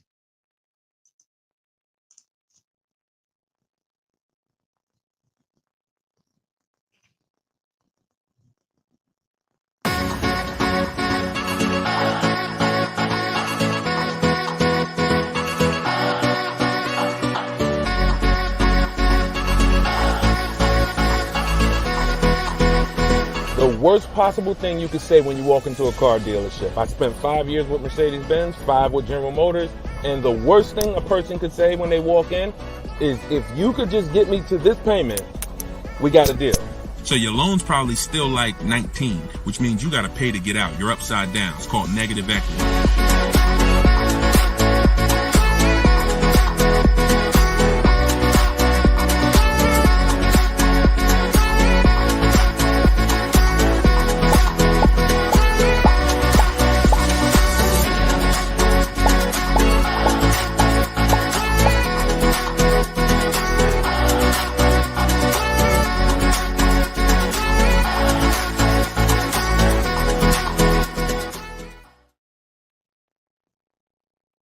What's going on? What's going on? Welcome everybody to Wednesday, 12 noon car shopping Q&A. This is episode 5. We do these live shows 12 p.m. We're not going to usually be doing Wednesday, but I said, you know what? Let's throw in a special 12 p.m. Wednesday. So we are actually live. I know some of you may watch the broadcast because we do rebroadcast these lives, but this is actually live, and we're going to be taking questions right now. So as you come in, if you could hit the share button and tag a friend. I'm just getting us up on TikTok right now. I got to make sure I keep people out who are under 18. So come on in. I'm going to share this. If you don't know me, if this is your first time seeing a show with me, type the number 1. Type the number 1 if this is your first time. Welcome back to people who have been here with us in the past or on previous shows. My name is Deshone the Auto Advisor. I spent 14 years in the car business, 5 years with Mercedes, 5 years with General Motors. And now what I do is I show people who want to learn how to car shop from home and how to save more money from home than they're ever going to save in a dealership. So I'm the author of the book, the digital book, Cars from Home, 7 Steps to Saving Time, Money, and Avoiding Dealerships. And I'm also the creator of the Cars from Home video library, which is a step-by-step video platform. But anyone who's on here for the next 30 minutes, you can get a copy of my new book, Cars from Home, in my TikTok bio at 75% off. It's normally $97, but for 30 minutes, you can get it in my TikTok bio for 75% off, Instagram bio for 75% off. Or you can go to deshonesbook.com in the Facebook comments or in the YouTube comments. But let's get busy. Get your copy for 75% off. Everything I'm going to be talking about on this show, once again, this is live. It's Wednesday. This is a 12 p.m. noon show. So for those of you who may have seen the broadcast, this is actually live, so we can start typing our questions in. And my man Dolan's going to pull those questions in as you guys type them. And we're pulling questions from TikTok. We're pulling questions from Instagram. Shout out to TikTok. Y'all can start typing your car shopping questions, and let's get busy. What's up, Mike? What's up, Fancy Girl? What's going on, Crows fam? I see you back. Good to see you. What's up, Manly Snacks? Good to see everybody coming in on TikTok. And as you come in on TikTok, can y'all start tapping the screen? If you're going to spend 10, 15 minutes with us, start tapping the screen, shooting those likes up. And then my man Dolan is going to bring in the first question when y'all type it. So Instagram, make sure y'all typing. Sometimes Facebook and YouTube, we notice y'all are a little slow. We need y'all to get a little faster because TikTok always types their questions fast, and Instagram usually types their questions fast. But Facebook, y'all got to get a little faster with y'all questions. So we know that y'all going to step up today and start getting your questions in. All right. I see one that came in from JC. You want to pull that one up, Dolan? On YouTube? Okay. Our best deals, are they made from the comfy confines of our home, or should we hammer it out at the dealership going toe-to-toe, jab for jab with the salesman, finance, and sales managers? Well, you have no leverage when you're face-to-face with someone. And leverage is what gets you good deals. Leverage is what, oh, we up to 500 likes on TikTok already. Shout out to y'all. Keep tapping the screen. Appreciate y'all. And tag a friend. Everybody bring your friends over. They need this just as much as you do. So what JC from YouTube just asks is it better? He's basically saying, am I gonna lose something by not being in the dealership face-to-face with a car salesman? You know, am I losing something? And it's a good question, but you're losing something by being there. And let me explain why.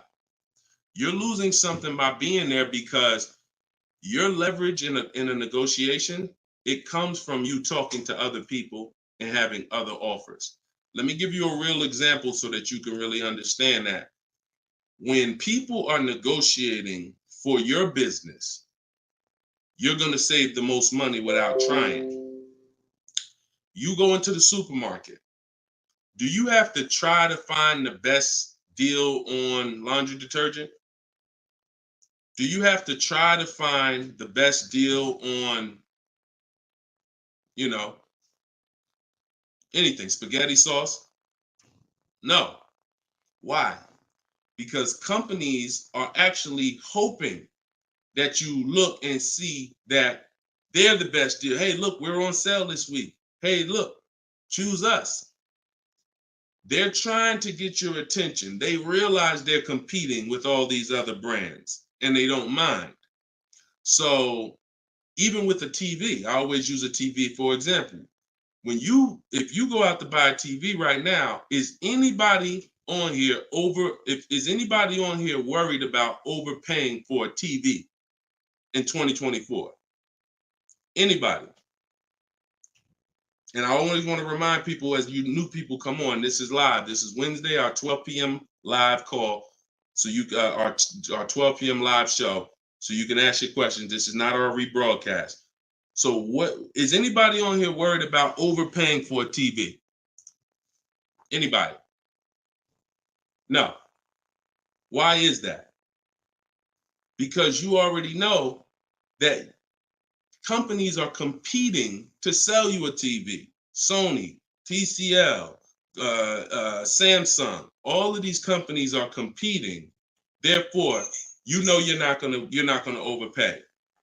That's what we bring to car buying.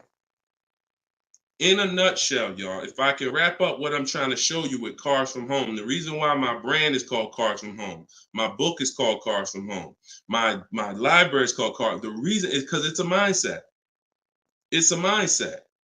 You're bringing the same mindset you would bring to shop for your TV to cars. And you don't overpay. You don't have anybody on here worried about having buyer's remorse for the TV. Look, Fancy Girl, Kiki, no. Look, RJ Newscom, no. Look, Patrice on Instagram, no. So no one on here is worried about overpaying for any of these items that years ago, we used to be worried about overpaying for TVs, but not anymore. So when you start staying at home and getting multiple offers and kill your programming that the car business has programmed you into thinking that you need to go in, then you're going to see how much money you save quicker. Okay? Who's not a good negotiator? As you come on, I want y'all to answer this question. Who's not a good negotiator? I see you, Yayo. I see you. Okay, I see you, Fun Times. Welcome, Tone Bud. Who's not a good negotiator? Just type me if you're just, Deshone, it's not my thing. I'm not really, look, Crow's fan. No, I'm not. What's up, Tom? Julia? So all of these, look, John C on Facebook. No. William on TikTok. No. All of these people are not yet. Danny on Instagram. So what I want to tell y'all is you no longer have to think you need to be a good negotiator to win with buying cars. You're going to start making people negotiate with each other. And that's multiple offers. So if you're buying your next car and it's a new car, you're going to get at least 5 offers from 5 different dealers. And if you're leasing your new car, you're going to get at least 5 offers from 5 different dealers while you're at home. And if you're buying a used car, you're going to stay at home. You're going to look at the entire used car market on all the marketplaces. I teach 8 marketplaces. You need to be everywhere a used car is. These are like if you were buying a TV, to continue to use that example, you wouldn't just be on Walmart.com, but not be on Amazon. You wouldn't skip Best Buy. You wouldn't skip PC. Wherever there's a TV, you would be. It's the same thing. And y'all are going to save more money than you've ever saved, easier. This is how you take control and have your confidence, and you are empowered. Okay? So that's the answer to your question, JC. You don't lose by being at home making dealers bid. You lose by being in dealers going one-on-one.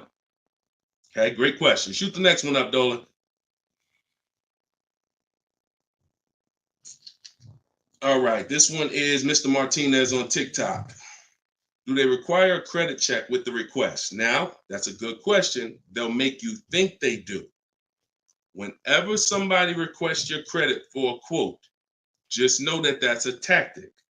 This is why you don't want to be in dealers talking. Remember this rule. Never talk numbers for a car in the dealership. Okay? Never talk numbers in the dealership. You want to only test drive the car. Now, it's a little different with a used car. New cars, leases, never talk numbers in the dealership because you have no leverage there. It's continuing to go back. You have no leverage inside the dealership. Now, when you are requesting your quote, you're going to the dealership site. In my book, my book is called Cars from Home, 7 Steps to Saving Time, Money, and Avoiding Dealerships. Everything that I'm teaching y'all is out of one of those 7 steps. Now, when you get to the point where you're getting offers, we're not using third-party websites because dealers pay for those leads. We don't want dealers paying any extra money to a company to get in touch with us. We want to go direct to dealers' websites. This takes 20 minutes. If you do it my way, you're going to the dealer's website. In my book, I have a link to the dealers, each brand. You put your zip code in and it'll pull up all the dealers. Now, as you go to these dealers' websites, you're doing a copy and paste. Copy and paste. And now, what are we saying in that first message? What we want, what we're looking for, when we can purchase. We're not talking about numbers yet. We just want to see who has a car. Now, once we see who has a car, now my strategy that I like you to start using, and some of you who have my book, you've used it already, is the 25 to 5.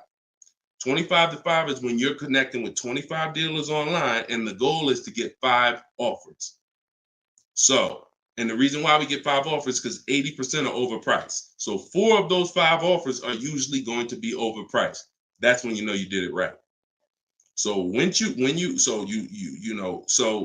when we're getting our quote request, one dealer might say, oh, I can't do it without credit. One of the things we say when we're requesting quotes for a lease is assume tier 1. Now, for those of you who are purchasing, not leasing, you're going to request quotes all in, taxes, fees, everything in. Now, there are people who are going to try to knock you off your game. Some of you know, if you have my book, I have scripts for everything they're going to say, because I used to have to use these templates. You're going to hear stuff like, oh, we need you. When can we get on the phone? Can we just have a quick phone call? My script for that is, I'm going to be handling my whole process from home. I'm only going to be talking to the person who actually makes the best offer. And then you always end with a question. So you will always ask. You never want to end your communication online just end with a statement, because they're trying to get you on their agenda. You're trying to keep them on our agenda, which is, you're either going to let me know what car you have. Do you have a car that matches what I want? Second, once I confirm you have a car that matches what I want, can you give me an offer for it? That's what we want. And everything we do is to stay on that agenda. Does that make sense? When you're leasing and you're buying new cars, you have to have an agenda, because, again, I'm trying to teach you, I want you shopping with strategy. I've been doing this, helping people since 2021. We've helped over 8,000 people, probably 6,000 with my book, another 2,000 with our video program. So this, we know, works. I'm not telling you something that I'm hoping works for you. You just have to do it. But what you're going to have to do is stick to the agenda and realize that my only two purposes is to find out, does a dealer have a car that matches what I want? And can you make me an offer on it? That's it. And now I have scripts in my book that do that. For all of you who just came on, this whole show is sponsored by my new book, Cars from Home. And you can get your copy for 75% off. It's normally $97. It's a digital book, because I need to update it as things change in the market. And if you got a print book, if I printed a book and now I mailed you a book, now you got the book and it works now, but when you go to use it a year from now, some things may change, some websites may change and whatnot. Now you got to buy another book. So this book is a one-time, you get upgrades as I upgrade it, and I probably updated it at least 4 times since I launched it. So get your copy for 75% off in my TikTok bio, but you only got 30 minutes. Once 30 minutes passes, it goes back up to $97, which is still a great price, by the way, because you're going to save thousands of dollars using it in my Instagram bio and my TikTok bio. So you're never getting to the point, Mr. Martinez, where you are giving a person an opportunity to run your credit, because everything you're doing is at home requesting information. So as long as you get into the business of being at home, writing and requesting prices and seeing which dealer is going to offer you the car for the best price, you're never going to be in a position where you need to be giving your credit, because there's no reason. And if you give your credit, you really fell for the game, because now they locked you into them, which is the goal. So no reason for everybody, no reason to give credit to give somebody our credit to get an offer. All right, go ahead, Dolan. Next one.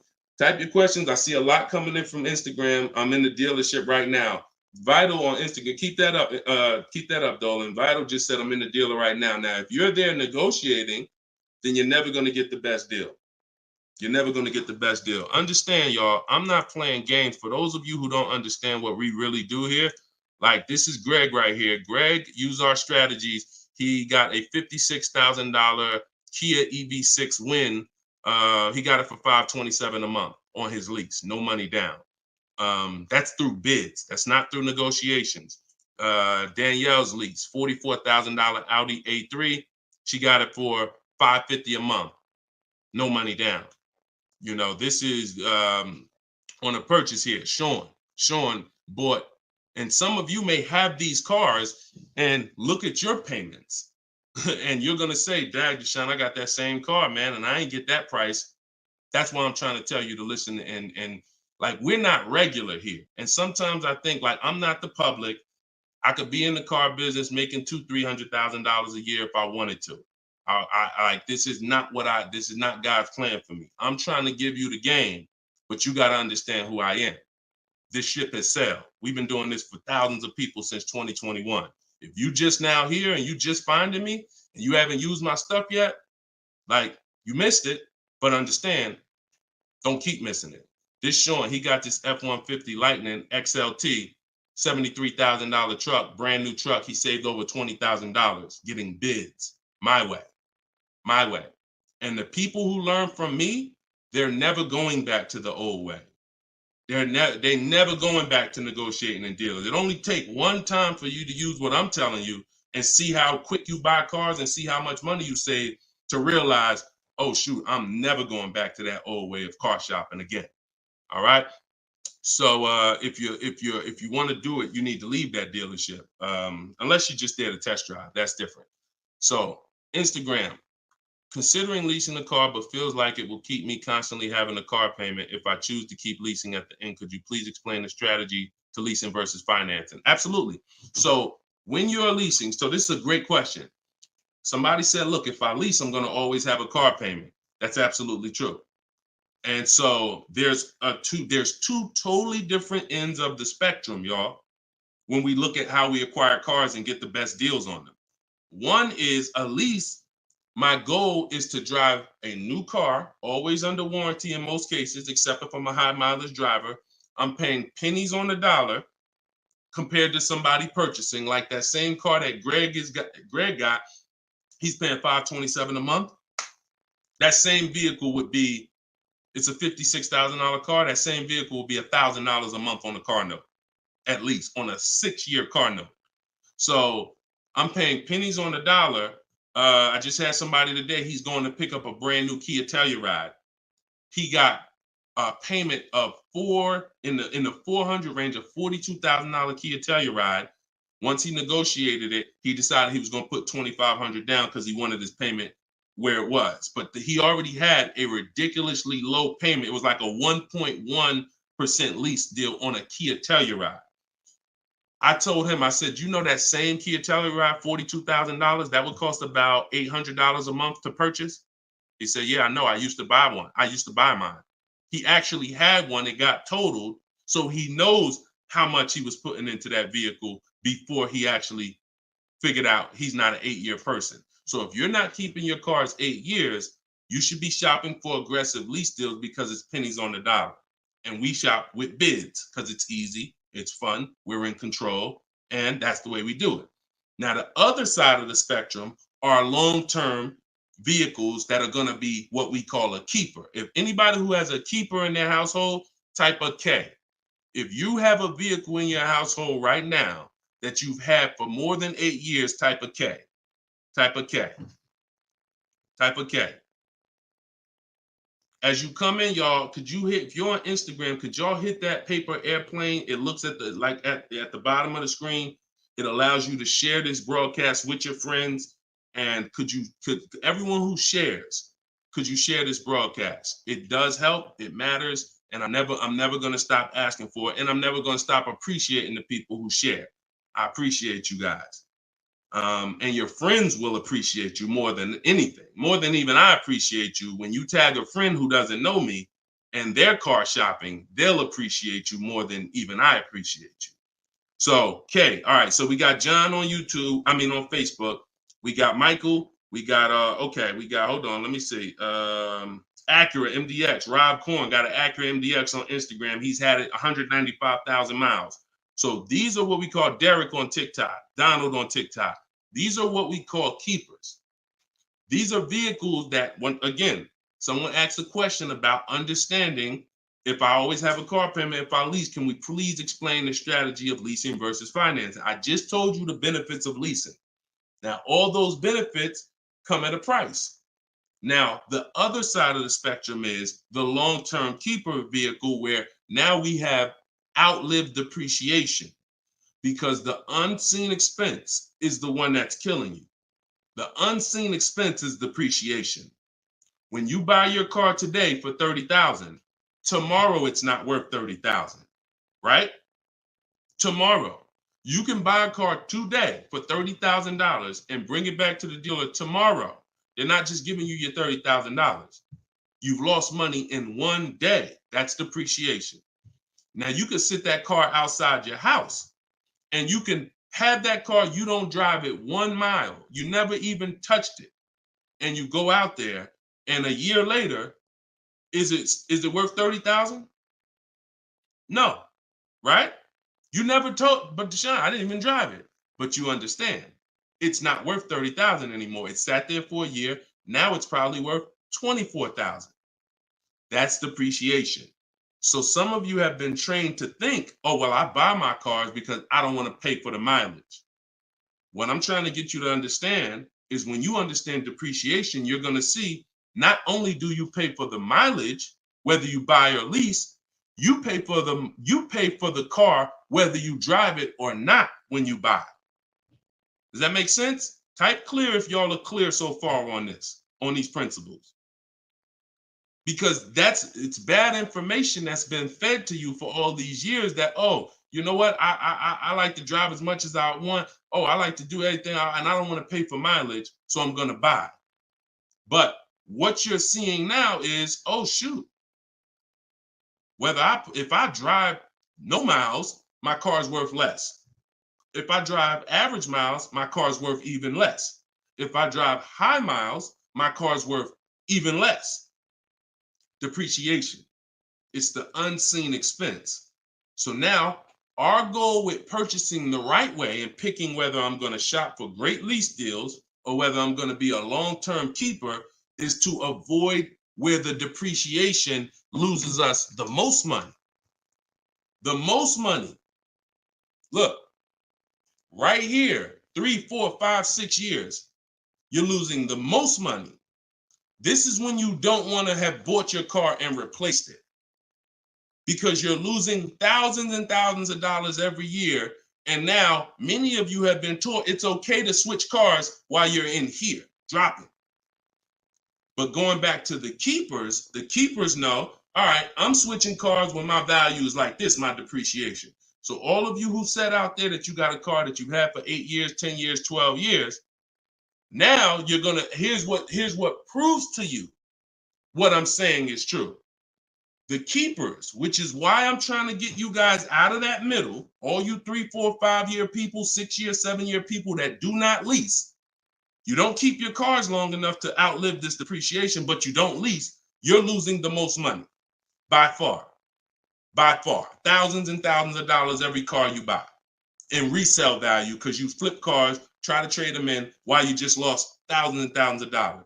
So on the other end, those of you who said, Deshone, I got a keeper outside, if that car today is worth $5,000, a year from now, it's probably going to be worth $4,800. That means you're no longer losing value like this. You're only losing value little by little, and you've outlived the depreciation. So your goal when understanding should I lease or buy is like, Deshone, okay, how do I avoid this? Well, if you're not keeping your car 8 years, you should be shopping for leases. Everyone who told you otherwise was wrong. I'm not going to say they were malicious, but they were incorrect. And unfortunately, I call them confidently incorrect. Dangerous. Being confident and incorrect is dangerous to you and others and everyone who's going to listen to you. So I'm telling you the truth based on numbers, that shopping for lease deals is here. If I'm not keeping my cars 8 years, I need to be shopping for great lease deals. If I'm going to keep my car more than 8 years, then I'm going to purchase and I'm going to make sure I get a car that's going to last 8+ years so that I can outlive the depreciation and win with long-term ownership. But I'm not stuck in the middle. Clear? Clear? Everybody clear before we move to the next question? JC said, my man hitting on all cylinders. I appreciate you, man. This is what we do, man. I've been doing this since 2006, man. I'm not new to this. I've been helping people save money on cars and make dealers bid for their business since 2021. And that's what I'm known for. Here in New Jersey, people know when I had my brokerage, Deshone is the person that helps people save money if you listen to him. If you don't listen to me, God bless you. I wish you the best. All right, so for all of you, cue the next question up, y'all. For all of you who just jumped on, this whole show is sponsored by my new book. Everything I teach is out of my new book. It's called Cars from Home, 7 Steps to Saving Time, Money, and Avoiding Dealerships. It's normally $97, but as part of our launch, you can get your copy for 75% off. It's a digital book. It'll be in your inbox in literally 3 minutes. And if you're on TikTok, you won't leave the broadcast, so you don't have to wait until the show is over to click the link in my bio, get your copy, and then you can come back and listen to the rest. Same thing on Instagram. And we got something in the comments for Facebook and YouTube. You guys can click the comment section, or if you're watching us on television, you can scan the QR code with your phone.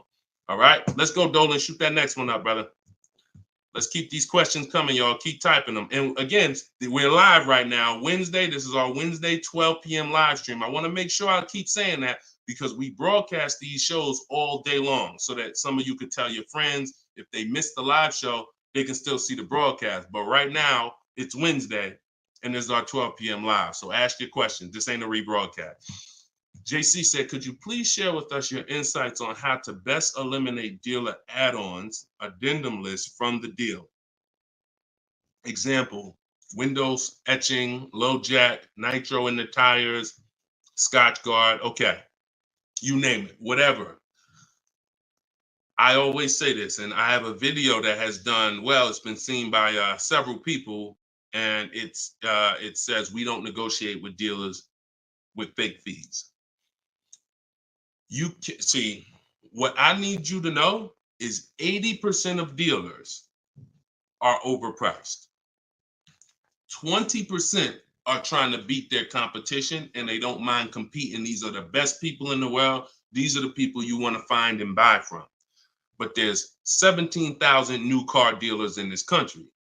There's 100,000 used car dealers in this country. Somebody tell Isaac on TikTok that we just answered that question.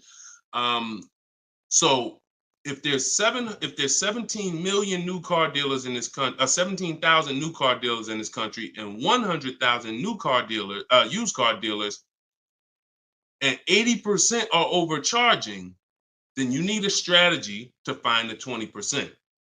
That's another reason why you cannot walk into a dealer and think you're going to get your best deal, because you don't know. You have a much higher chance of finding an 80% than you do a 20%. Does that make sense? It's more than likely when you walk into a dealer and you request a quote, or you request an info, even the dealer that you've been buying from, they're going to say, it's more than likely you're dealing with an 80% dealer, just based on the sheer numbers. It's not 50-50. And like I said, I've worked with 8,000 people since 2021.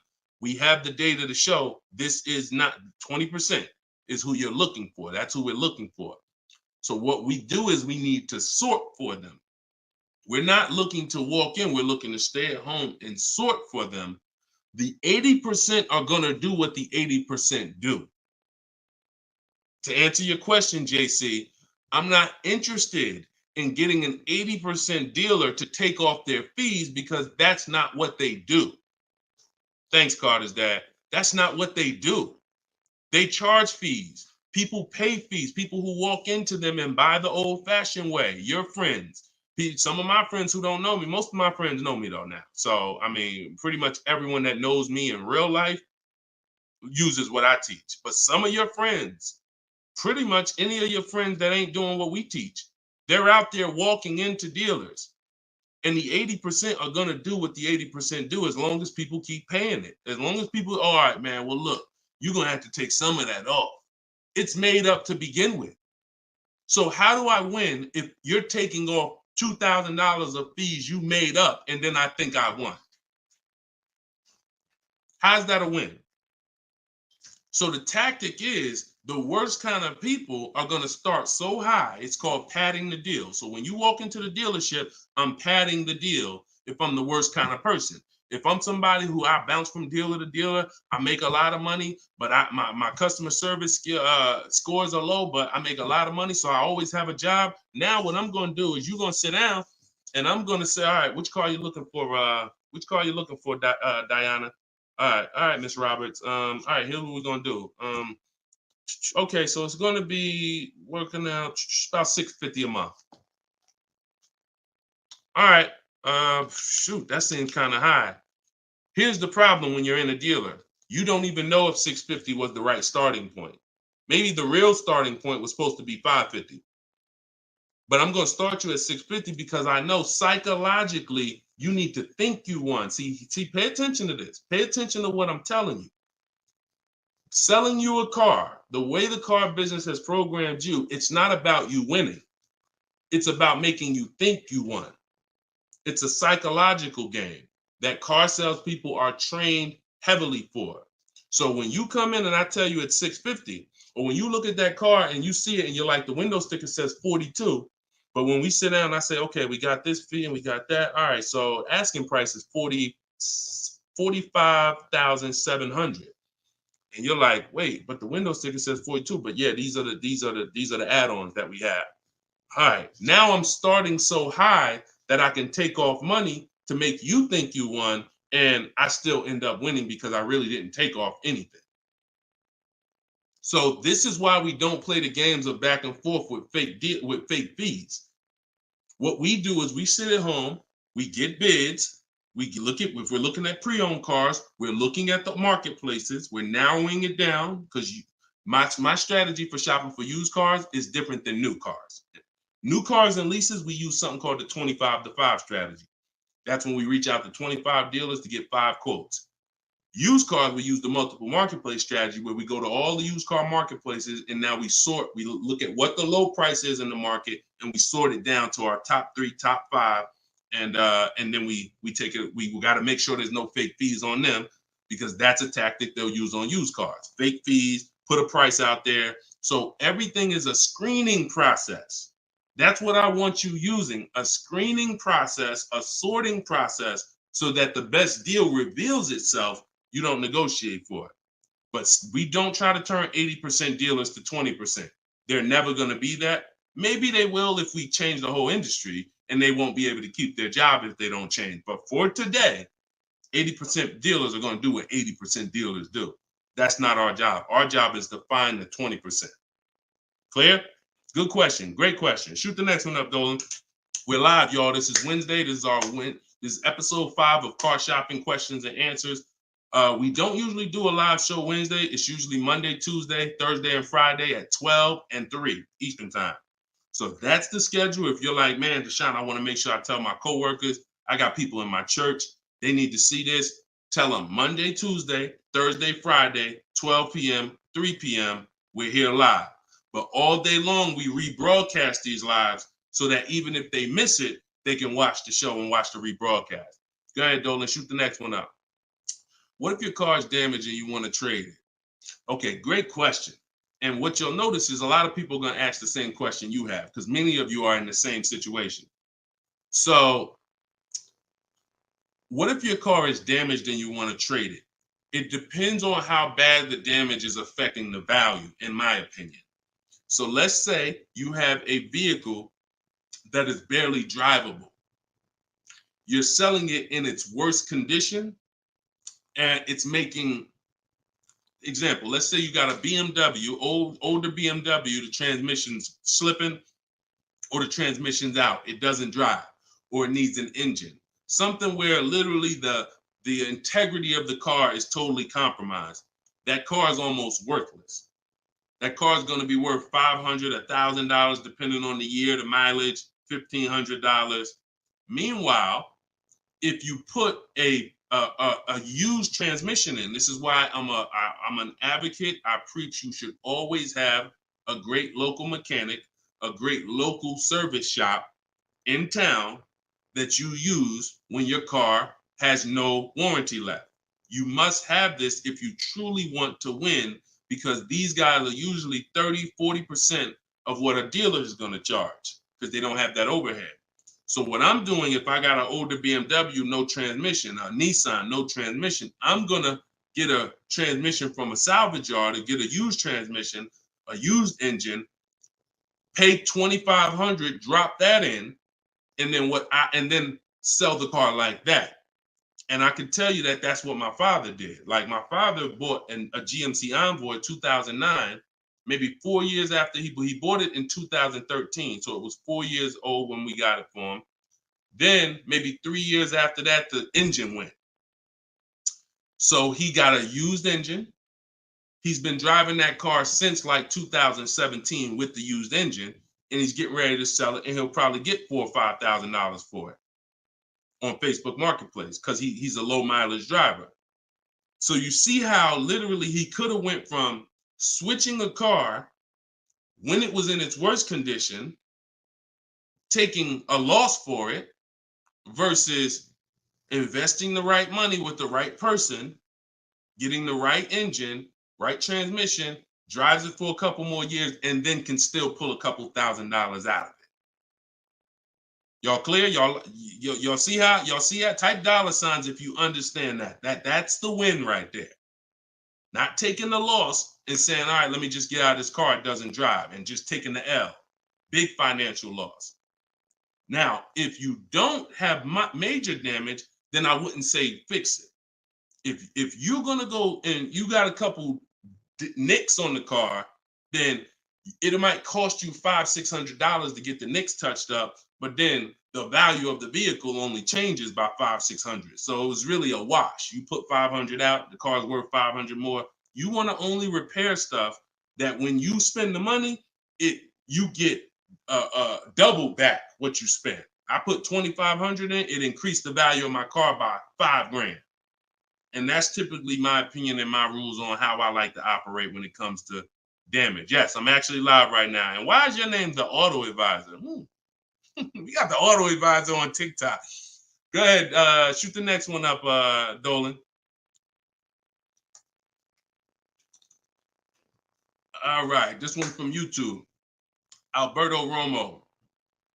My car has some equity. Dealer called me if I want to trade it for a new one. Car has less than 30,000 miles. Should I do it? Who's getting calls from dealers right now begging them to come in and look and let them buy your car? Who's getting calls? Who's getting emails? Who's getting letters right now from dealers? Fancy Girl Kiki said me. You're getting calls. You're getting calls. You're getting emails. You're getting letters. Hey, Ruben, we'd love to buy your car right now. Hey, Isaac, we could get you out of your car early. Come in right now. A lot of you, right? I see a lot of you. The reason that's happening, look, he's saying lock on Instagram, me. So the reason this is happening, y'all, is because they're depending on you letting the dealer be your first offer for your car. Now, see, dealers know they're getting outbid right now. They're not able to buy as many cars as they used to because people are getting used to, I mean, it's almost a curse word in my book. We don't use this word. We don't use the word trade.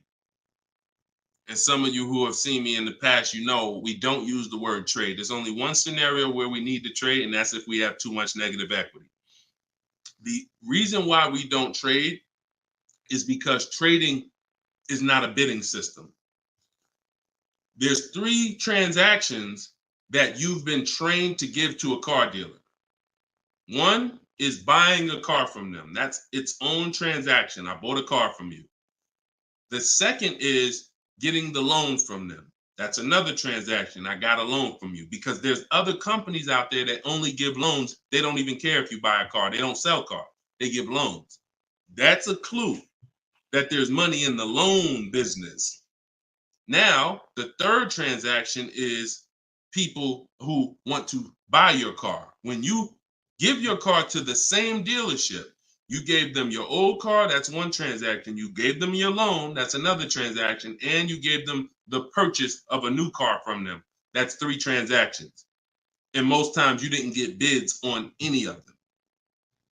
That's how you're losing money. You're probably losing $2,000 here, probably $1,500 on the loan, and then maybe another $1,000, $1,500 on your car that you gave to them. Hidden money. See, I'm not just here to teach you how to car shop from home the right way, strategically using my system. I'm also here to reveal to you the hidden money that you haven't seen in your car deals. So you got to stop doing combining transactions. That's why we don't trade. We get offers in my book, step 2. My book is 7 steps. Everything I teach is 7 steps. Those 7 steps won't change. First step is most important question. That's leasing versus buying. How many years you keep in the car? Second step is equity assessment. I need to get offers for my current car, my current lease, see if I have any equity, see if I can break even, or see if I have negative equity. Third step is deal structure. I need to find out how much this car is supposed to cost if I get a deal on it. I'm budgeting for a deal. See, we don't budget based on how much I could afford. I'm budgeting, I'm looking at a car if I'm going to lease and saying, if I'm leasing, this is what a good deal would be on this car. I'm budgeting if I'm purchasing, this is how much I'm coming up with. Watch this. Many of you go in and I only want to spend no more than $500 a month. Or hey, I only want to spend no more than $30,000. You end up spending $570, or you end up spending $31,500. Or they say, hey, yeah, we got you to $30,000, but what about the taxes? All right, well, I guess I'll just put that on a credit card. So you end up going over budget because you shop with your max budget in mind. We never shop with our max in mind. We shop with multiple goals below our max so that we always, no matter where we land, we're under our max budget. That's step 3. Step 4, we do something called shopping, not buying. We don't mix the two with my system. Shopping is deciding what you want. Buying is step 5 when we go into the market and we start getting offers on what we want. But when you get to step 5, you're in the market getting offers. Step 6 is paperwork and protection. All that paperwork that you need to know. All right, do I need this product? Warranties, all of that is step 6. And then step 7 is delivery. So everything I'm teaching you falls under one of those 7 steps. And I'm trying to get you to use a system instead of winging it. If you don't wing it, you'll be fine. But step 2, Alberto, is the equity assessment, where you're getting offers to find out what your car is worth. You can give the dealer an opportunity later to beat it, but you need to know. That's why we don't respond to those. Hey, come on in. Let me look at your old car. Let me buy your old car. Hey, come on in. Let me see. You need to call your bank for a payoff, and you need to go to CarMax, Driveway, Carvana, Kelly's Blue Book Instant Cash Offer, AutoNation, Sell My Car, Car Google, Sell My Car. Take you 20, 25 minutes to do your equity assessment, and you got real cash offers that you'll know if I have equity in my car, and you'll know these people can cut me a check in an hour. And now let me go prepare to shop for my replacement car because these companies already bid on my old car. Type clear if y'all are clear on that.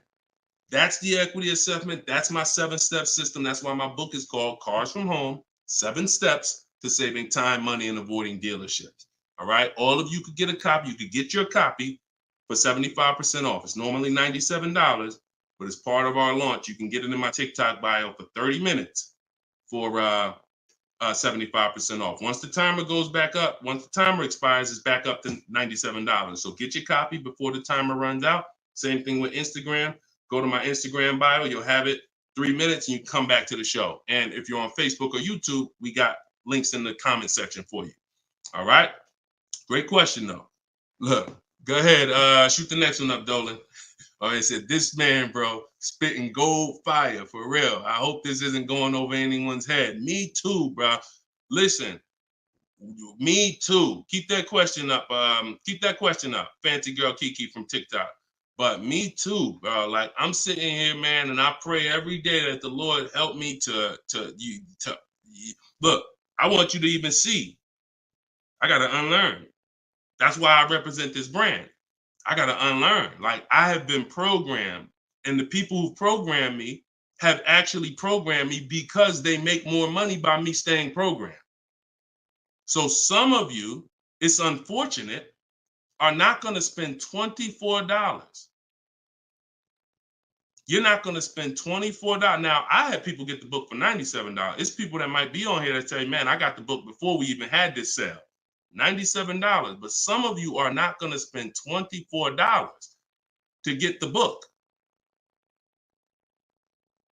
But you want to go into a 5-figure transaction, a 5-figure, $10,000, $50,000, $100,000. Some of you who are buying luxury vehicles and exotics transaction, but it's something about not, and that's just unfortunate.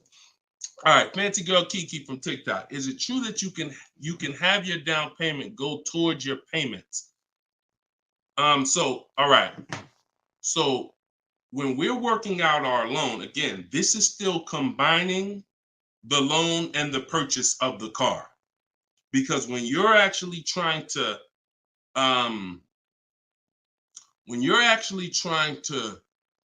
figure out and hope your down payment goes towards the payments and actually goes towards the car versus you basically just giving it to the dealership or maybe losing it to, not going to the car, you're mixing. Because when we're shopping, we have loan. When you buy your car, if I'm financing, right? Give you an example. When I bought my Infiniti truck, I'm shopping for the car. Once I get the car, now, and I use my perfect budget calculator. It's in my book. It's a calculator I created. See, that stuff I can't even explain on this show. I can't explain how a calculator that I created works. It's a surprise when you get there, when you're reading and you're like, oh, this is a calculator. I've never seen nothing like this before. I know, because I made it. And I got like 5 of them in there. So, but when you're trying to do what it does, I can tell you how to do this manually to some degree. When you got to know what you can spend. That's why we have that budgeting exercise where in order for me to be at a $450 a month payment, I can't get any more than a $22,000 loan. If I get more than a $22,000 loan, then I'm going to have more than a $450 payment. So now you might say, okay, 6 years though, because if I go 6 years on the loan, then maybe I could get like $25,000 depending on my interest rate. But I need to know how much car I can buy based on where I want my payment to be.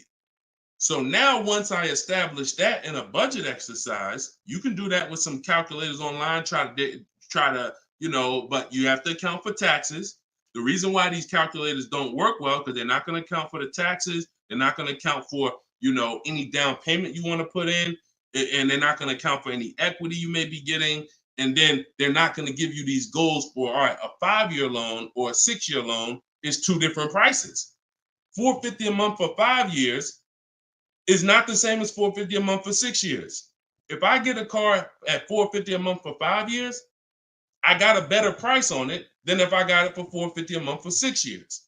So these are the things that you kind of got to have in your budget so that all right, this is how, because it does me no good to know that I could go and spend $35,000 on a pre-approval. What does that do? How does that equate to what I can actually spend? I don't want to spend $35,000. That's a $700 a month payment. So, but once you establish the budget on how much I can spend, now you go find the car. So I'm shopping for the Infiniti, and I'm shopping knowing all of these cars are within my budget. Now, when I actually get the car, now what I'm doing is going and I'm finalizing my loan and having multiple dealers, multiple banks and credit unions give me offers for my loan. Everyone can run my credit with a hard pull because I'm within the rate window where it's not going to affect my credit negatively. It's only going to weigh as one hard pull. I know you have heard, oh, don't let all these people run your credit. If you do this right, according to how you're supposed to rate shop, you can Google rate shop. In fact, I'll show you right now. I'm going to share my screen so y'all can actually see. See, it's the information you don't know that's costing you. It's the information that you don't know that is costing you. Look, if I go to Google and I type in rate shopping, Experian. Experian has a whole article. Let me know if y'all can see my screen. Hold on. Oh, wait, hold on. Entire screen. Look. So I go right here. Rate shopping. They have a whole article about how to properly rate shop. And let me see. Look, the FICO score window is 14 to 45-day period, depending on which version is used to calculate the score. So we do it in 2 days. We do it in 2 days. So we don't even use the 14-day window. That's why we don't let anybody run our credit with a hard pull until after we already find our car.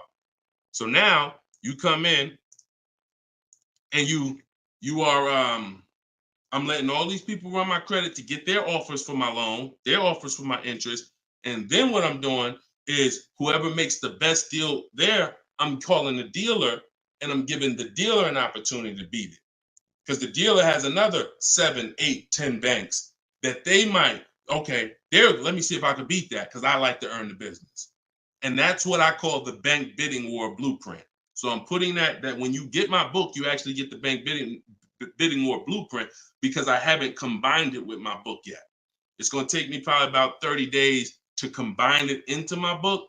So I just send the book and I send the bank bidding war blueprint. That strategy right there is called the bank bidding war. So we're not worried about if our down payment's going to go to the car, because our loan is always worked out with the bank, not with the dealership.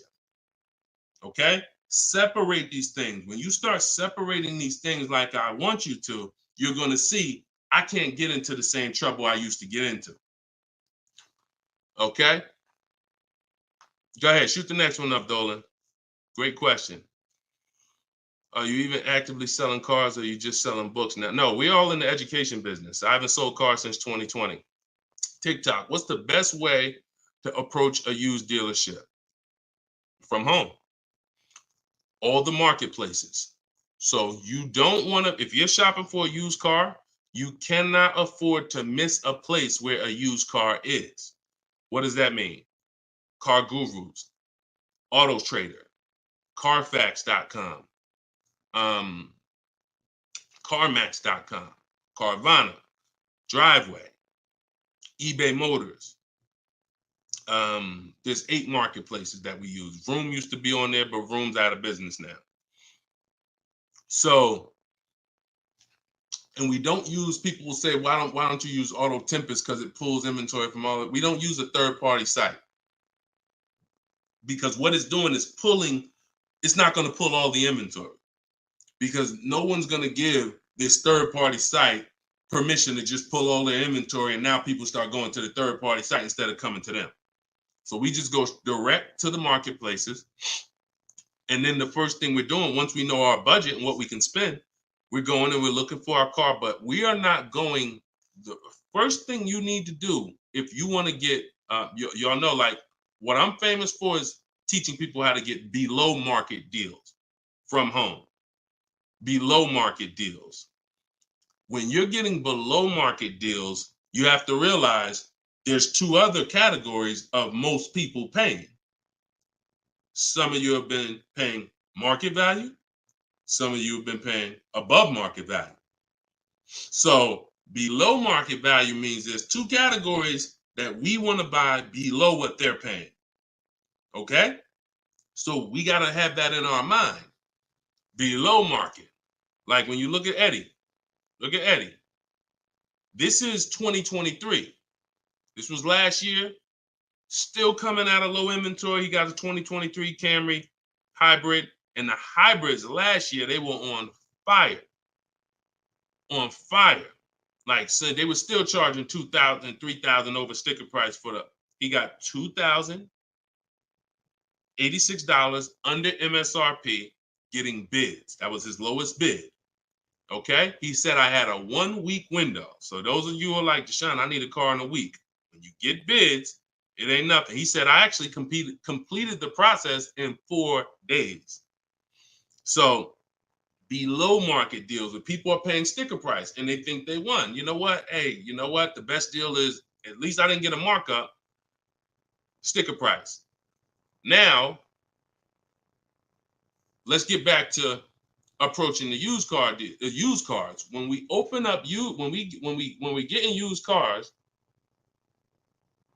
Oh, wait a minute, yo, banana dad, you funny, man. So when we get in used cars, so our goal before we could get a below market used deal, we have to know what the market prices are.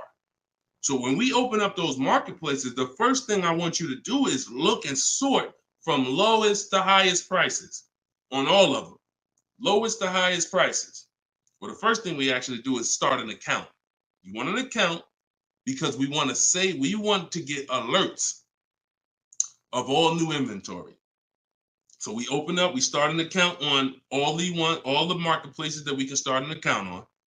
Now we're going to look and sort from lowest to highest, and we're going to look and see what the low side of the market is. Low side of the market, low side of the market.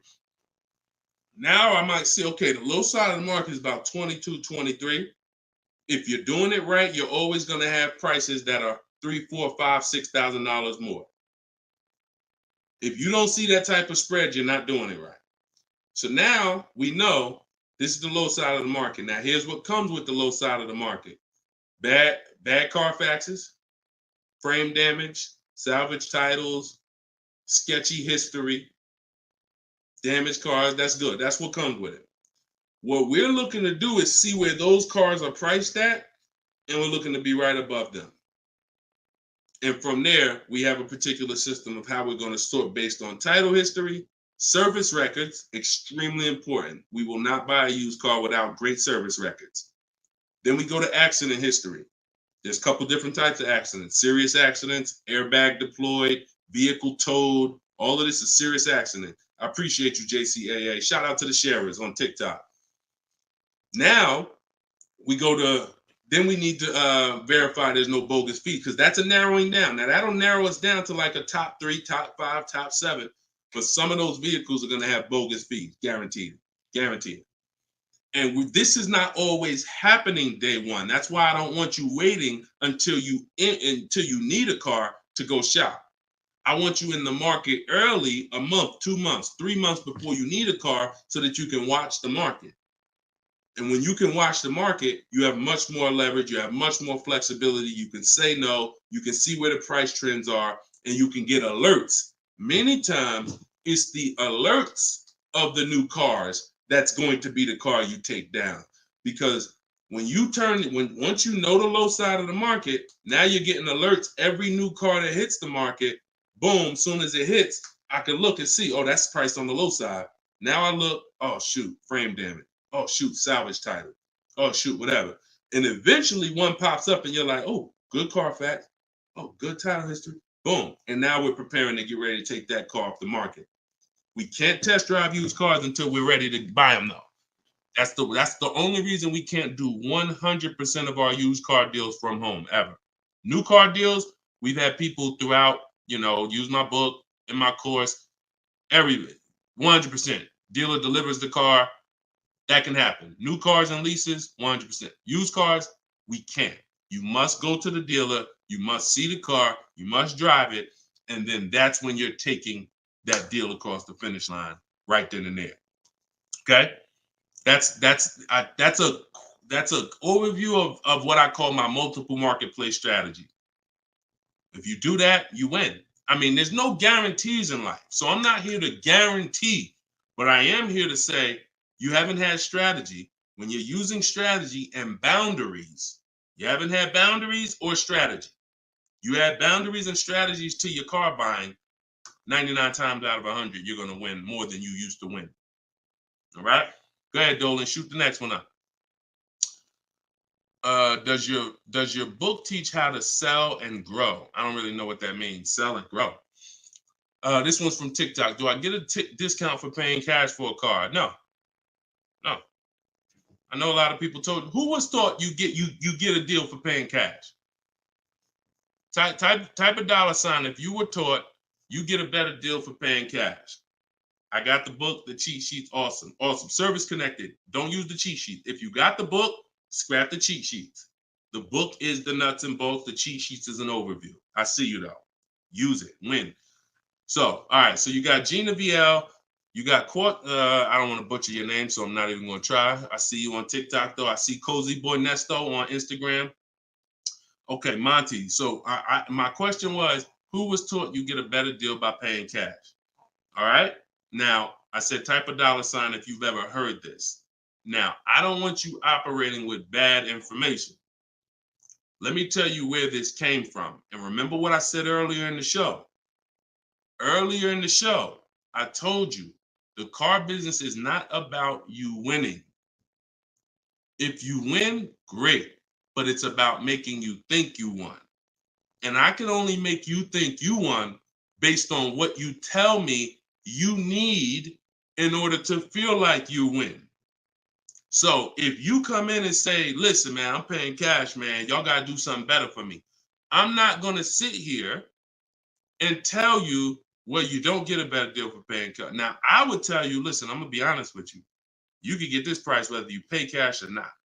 So, like, there is no, but somebody who's like not going to be willing to go and tell you that, they're going to make it look like, all right, I got to make you think that the deal I'm giving you is because you pay cash. This originated from when dealers used to finance cars. There are still people And you may be one of them who think the dealer owns your car after you get it.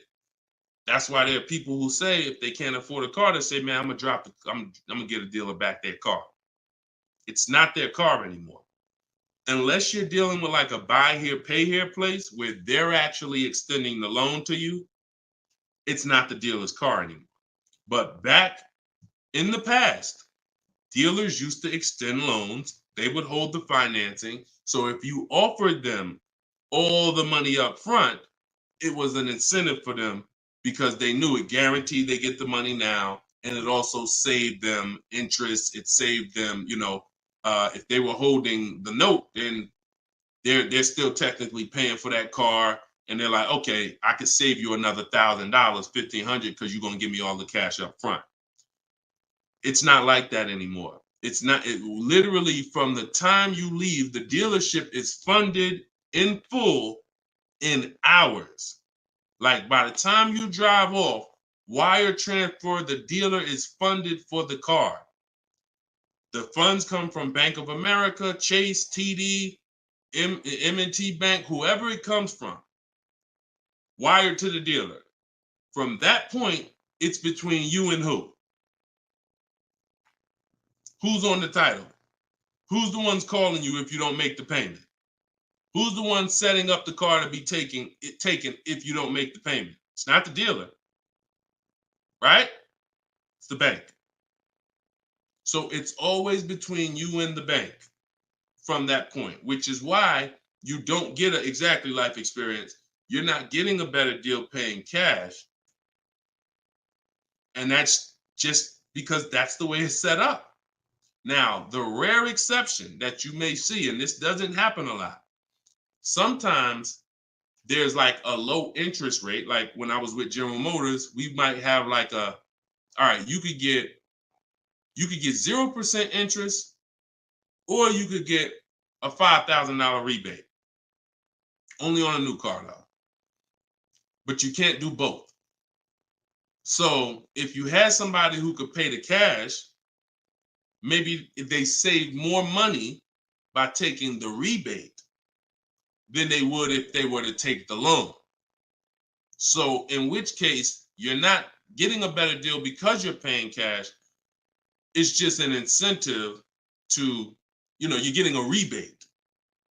But so those are these are very rare circumstances. So I just don't want you going in and telling you that you heard that from me. And I'm just telling you that's the truth. Like that is the truth. And when you really look at how banking works and how dealerships work and the fact they don't own the car, you'll understand there's no incentive to you paying cash at all. And if you're not investing your cash, see, I want you to also think about what you're doing with your money. Because if you want to pay cash, God bless you. Pay cash. Interest rates are high. Put as much down as you can. Pay cash. Get the loan out of there as fast as possible. You're paying 6, 7, 8, 10%, 12%. Get the loan out of there. Pay it off or make a large down, only finance a small portion of the car. But if the rates are low, which at some point we do believe rates will be low again, or I always tell people in the bank bidding war, you got to check, see if there's any special interest rates. There might be 0%, might be 1%, 2%. So if those instances exist, there are people who your money's invested. You're getting 8% on your money. You're getting 6%. You're getting 10%. You're in real estate. You're getting 15%. It makes no financial sense to take that money that's earning money for you out and put it into a car that is going to lose money for you. That $20,000, $50,000 you put in the car is going to be worth half of that in 3 and 4, 5 years. 5 years, it'll be worth half. So these are the things I talk about. I don't believe in one size fits all car advice, y'all. That's why I'm always saying it depends on this situation. If you're this type of person, if you're keeping your cars 8 years, you should be buying. If you're not keeping your cars 8 years, you should be selling. You should be leasing. A lot of people think, okay, Deshone, you talk about leasing a lot. I talk about leasing for people who are not keeping cars 8 years because they've been taught that they should still be buying.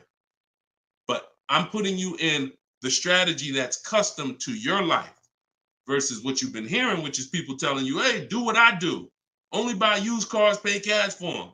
Now, that's your situation. So anyway, so all of this is out my book. Cue the next question up, Dolan. We got a couple more minutes and then we'll wrap. All of this is in my new book, Cars from Home. It's called 7 Steps to Saving Time, Money, and Avoiding Dealers. Normally $97. You can get your copy for 75% off for 30 minutes. It'll be $24. And everything I teach is in there. You know, everything that my video my students in my video course have had, my coaching. This is the same 7-step strategy that we use to get these below market deals. And I've been showing them throughout the show. So if you just jumped on, like we've been showing these deals throughout the show. All right. Go ahead, shoot the next one up, Dolan. How can we eliminate dealer ad? Oh, we did that one. Yeah, we did that one from YouTube with the dealer add-on. This one's Dakota from YouTube. I have a Malibu Chevy, still drives good. However, the dealer's banged up as well as a few scratches. The door is banged up as well as a few scratches. I mean, if it's cosmetic, if it's banged up, I won't worry about the few scratches because the few scratches is really what's normal. And you know, people expect you to have normal wear and tear on the car. Some people think, hey, if I have a, you know, even with leasing, you're allowed to have wear and tear, a couple nicks, dings, they allow that. They don't expect you to bring the car back perfect. Same way with this. But if it's a big dent that would be an eyesore and you can get a company like Dent Wizard or something like that to come pop the dent out, then I would do that. That might be $200, but it might make a buyer pay, you know, $1,000 more for the car. Because if I come and I see the doors banged up, I probably want $1,000 off depending on what you asking. But if I come and see you done smoothed it out, now you could ask, and I'm less like, you know. So that stuff that you can put a little money in that gives you a bigger return when you go to sell a car. Okay, in my opinion. Okay, show and tell. I have the book. Is Maps Academy different?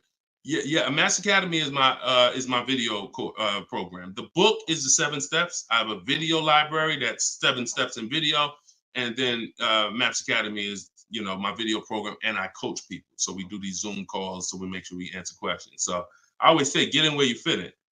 You know, get in where you fit in. I don't care how you get the information. Get the information. You want to get it from my free videos on social media. You want to cycle through those. I got hundreds of them. Piece things together. Get in where you fit in. You want to be on the live show. Try to piece it together. You want to get the book. You want to be in the video library. You want to coach with me. Whatever. That's what I'm saying. It's no excuse.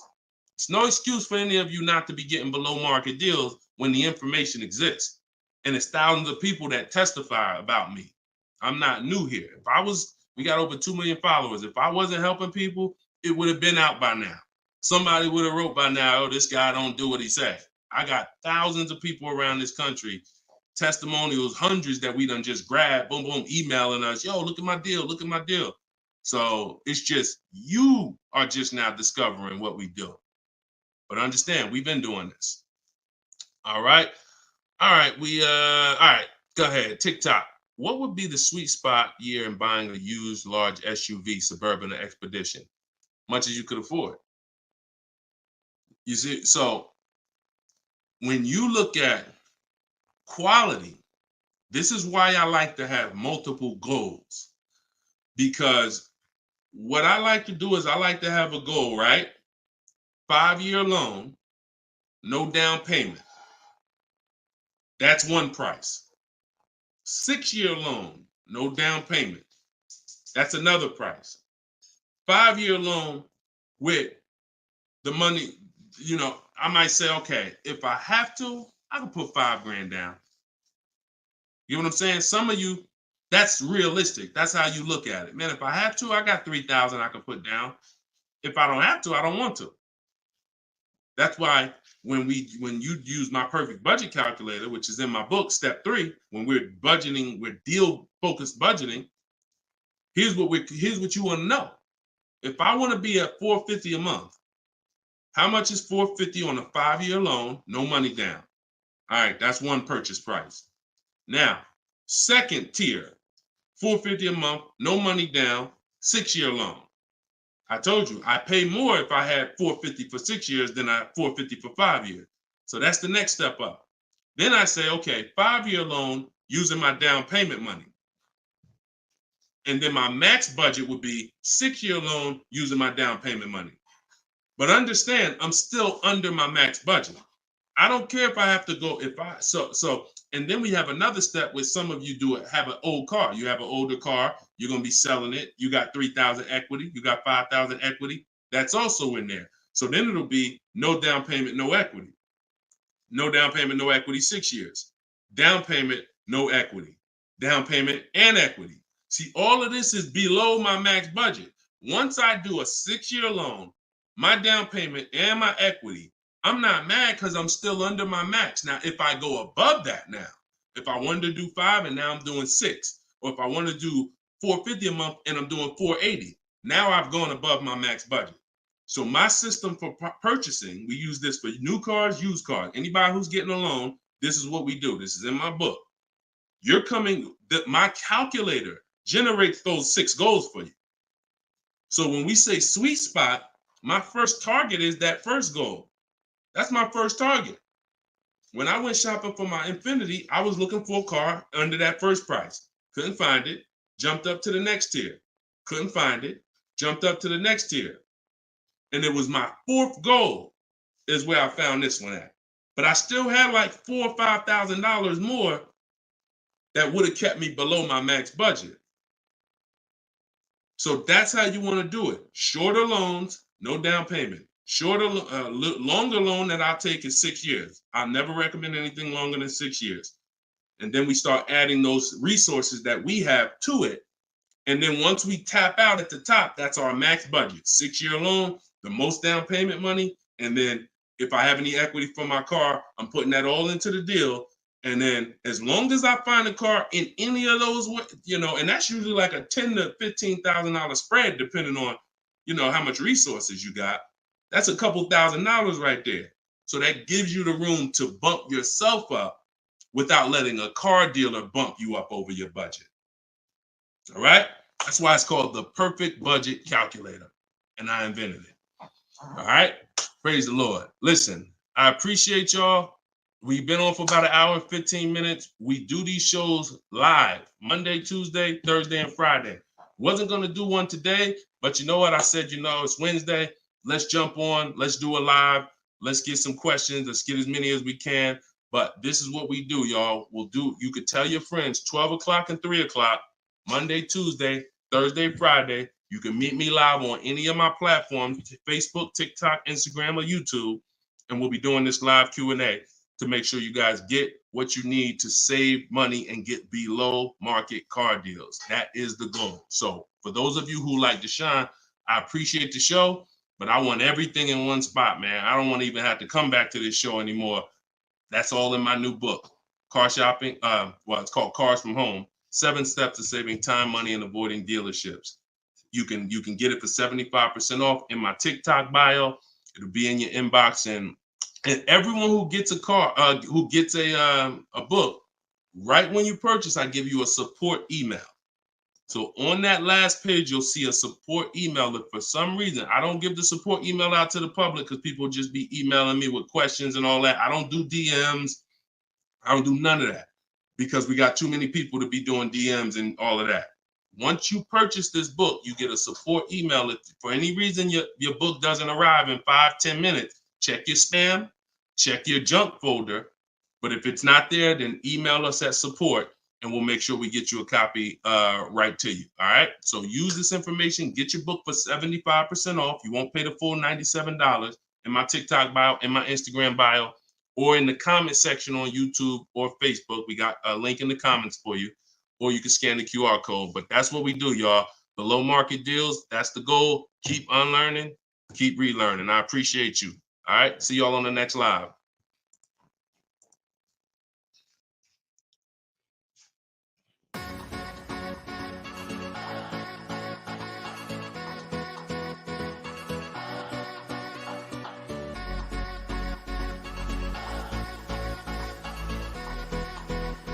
The worst possible thing you could say when you walk into a car dealership. I spent 5 years with Mercedes-Benz, 5 with General Motors, and the worst thing a person could say when they walk in is if you could just get me to this payment, we got a deal.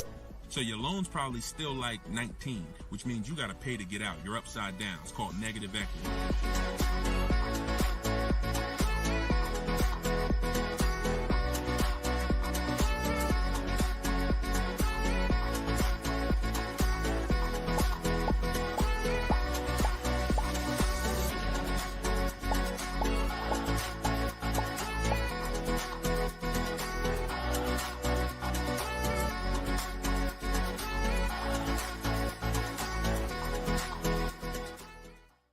NY Gail, welcome everybody to episode 6 of Car Shopping Questions and Answers.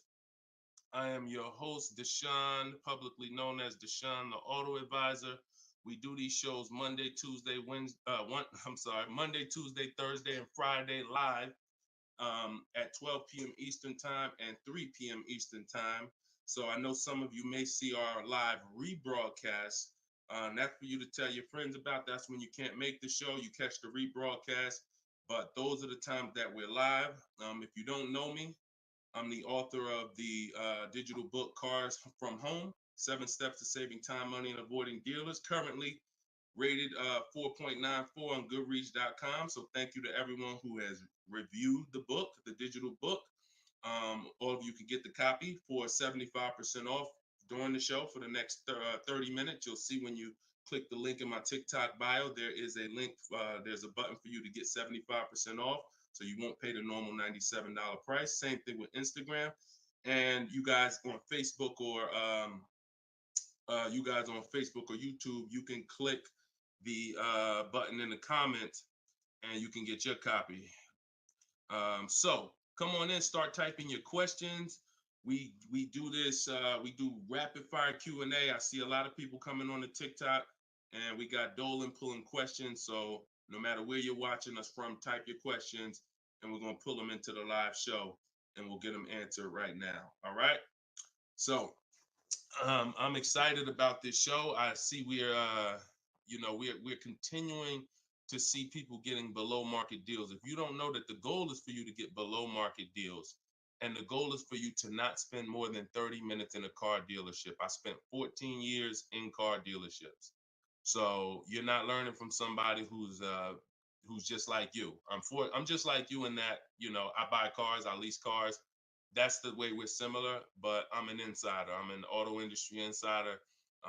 My business for 14 years plus was in car dealerships. So start typing your questions. Let me tag everybody on Facebook and let's get down to business. Okay, whenever we get the first one, Dolan will put it up. Let me just tag my people here on Facebook. All right, there we go. Okay, what's up, Skinner? Good to see you. What's up, Angel? What's up, Jill, man? Good to see you. Yep, what's up, Jason? Great to see you. All right. Brother said he's been doing it. Oh, what's up, Auto Advisor? Good to see you. Absolutely. All right, y'all got to type fast. I know you probably, and try not to make your questions long. Try to get all your question in one shot, but try not to make it too long where it can't fit in. All right, this one's from TikTok. Isaac from TikTok said, best current APR rate for tier A1 credit. So the best APR is always going to come through getting bids. Now I know this is new. This is new to most of you. But getting bids is how you're going to get your best and guarantee your best car deal, your best loan. So I'm going to lay out this process we call the bank bidding war. And if you follow this step, you'll be able to have 10, 15, 20 banks and credit unions bidding for your loan. And then you'll be able to pick the best one. And the way you do this is extremely important, because if you do this right, then it's only going to have the same effect on your credit score as one hard inquiry. So think about what we're saying. We're going to allow multiple people to access our credit with hard inquiries, but at the end of this period, after we get our car, the weight on our score, the effect on our credit score is going to be one hard inquiry. So the first thing, there's 3 rounds in the bank bidding war. The first round is to always check and see if there's any special interest rates or special promotional rates that are being advertised for the car you're looking for. So let's just say you're shopping for a, Kia Telluride. You're gonna now check and see, is there any special interest rates? 0%, 0.99%, 1.99%. All of these rates are like a finance rebate. That means there's no bank or credit union that's gonna beat them. So this is the first round. So if we do get a special interest rate there's no reason for us to even shop for interest rates other than that. Because again, no bank, no credit union is beating 1.99, even 2.99. Now, here's what you have to check when we do that. How long is that loan? Because some people might give you 1.99, but it's only for 36 months. And some of us are not going to take a loan for 36 months because the payment's going to be too high. You might need a 5-year loan or a 6-year loan. So we're not just looking for if there's a special interest rate, we're looking for what is the term. Shout out to everybody coming in. This is our Thursday, April 18th, episode 5, live car Q&A. So we're actually live right now. This isn't a rebroadcast, so you can come on in and start typing your questions. And we're talking thousands over here, not hundreds. Okay, so that's round 1 of the bank bidding war. Now, let's just say we do that and there's no special interest rates. Now we're moving on to round 2. But round 2 comes after we find our car. So once you find your car, no one has touched your credit with a hard inquiry yet. Pay attention. You have not heard me say at any time hard credit pull at all. When you're shopping for your cars, no hard credit pull. Nobody's running our credit while we're shopping. Once we find our best deal, once we find a dealer that's going to sell us the new car for the lowest price, we lock up that car, usually with a deposit, reserve it. And now what we're doing is we're telling the dealership, I'm going to take this buyer's order. You're going to get a buyer's order. You're going to come home. And now you're going to now the second round of the bank bidding war is about to start. You're going to come home. You're going to call your bank if you have one, or your credit union. This is when you're going to let them access your credit. Because if you've ever tried to actually get a bank to tell you what the interest rate would be, like a pre-approval, many of them, and if you've experienced this, I want you to type a 1, many of them will say you need to have a car first, right? If you've experienced that type of 1, you call your bank, hey, I'm trying to get a pre-approval. They're like, okay, well, we need the information on the car. And you're like, well, I'm trying to get the pre-approval so I can go get the car. So that's why we don't follow that process of getting a pre-approval beforehand. Look, Marinette, you've experienced it on Facebook. So when we look at having the buyer's order for the car that we reserved, you have everything you need now. You have everything the bank could want. And you're now going to call your bank, or if hopefully your bank and credit union has a website, you could do this all online. And you're going to get as many approvals, offers as you possibly can. In my book, I list a couple: your bank, your credit union, online banks, Lightstream, community credit union, everybody who can lend in your state, you want them bidding. This is very important because some of you haven't been trained to see. My job is to not teach you just how to buy from home and make people bid for your business. My job is to show you everyone willing to listen. If you're willing to listen, I'll show you where the hidden money is in your car deal. The money you have not been trained to see, or the money you've been trained not to look at. And the people who have trained you not to look at this money are usually the people that's making the money. So you have to see that one point. Let me give you a scenario here. Let's go to an auto loan calculator so you can see how much money is just in your car loan. Just in your car loan. And we're going to do a couple different interest rates so y'all can take this serious, and you'll see why you need to be getting multiple bids for your interest. So if I'm buying a $30,000, if I'm looking to borrow $30,000, let's take $30,000 for an example. Average, pretty good average. Average price of a car is probably higher than that, but let's use 30. Now, if that interest rate is 5.99, total interest paid is $4,791 over the course of 5 years at 5.99. If the interest rate is 7.99, total interest paid is $64.89. That's over $2,000 difference. 2 points, $30,000 loan. Now, some of you are going to be borrowing more than that. Some of you are getting $50,000 loans.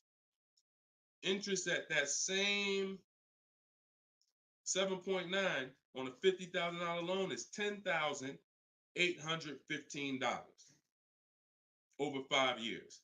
Now, if you can get 2 points less, 5.99, interest is $7,984. This is $3,000 difference. So, do you see how if you're not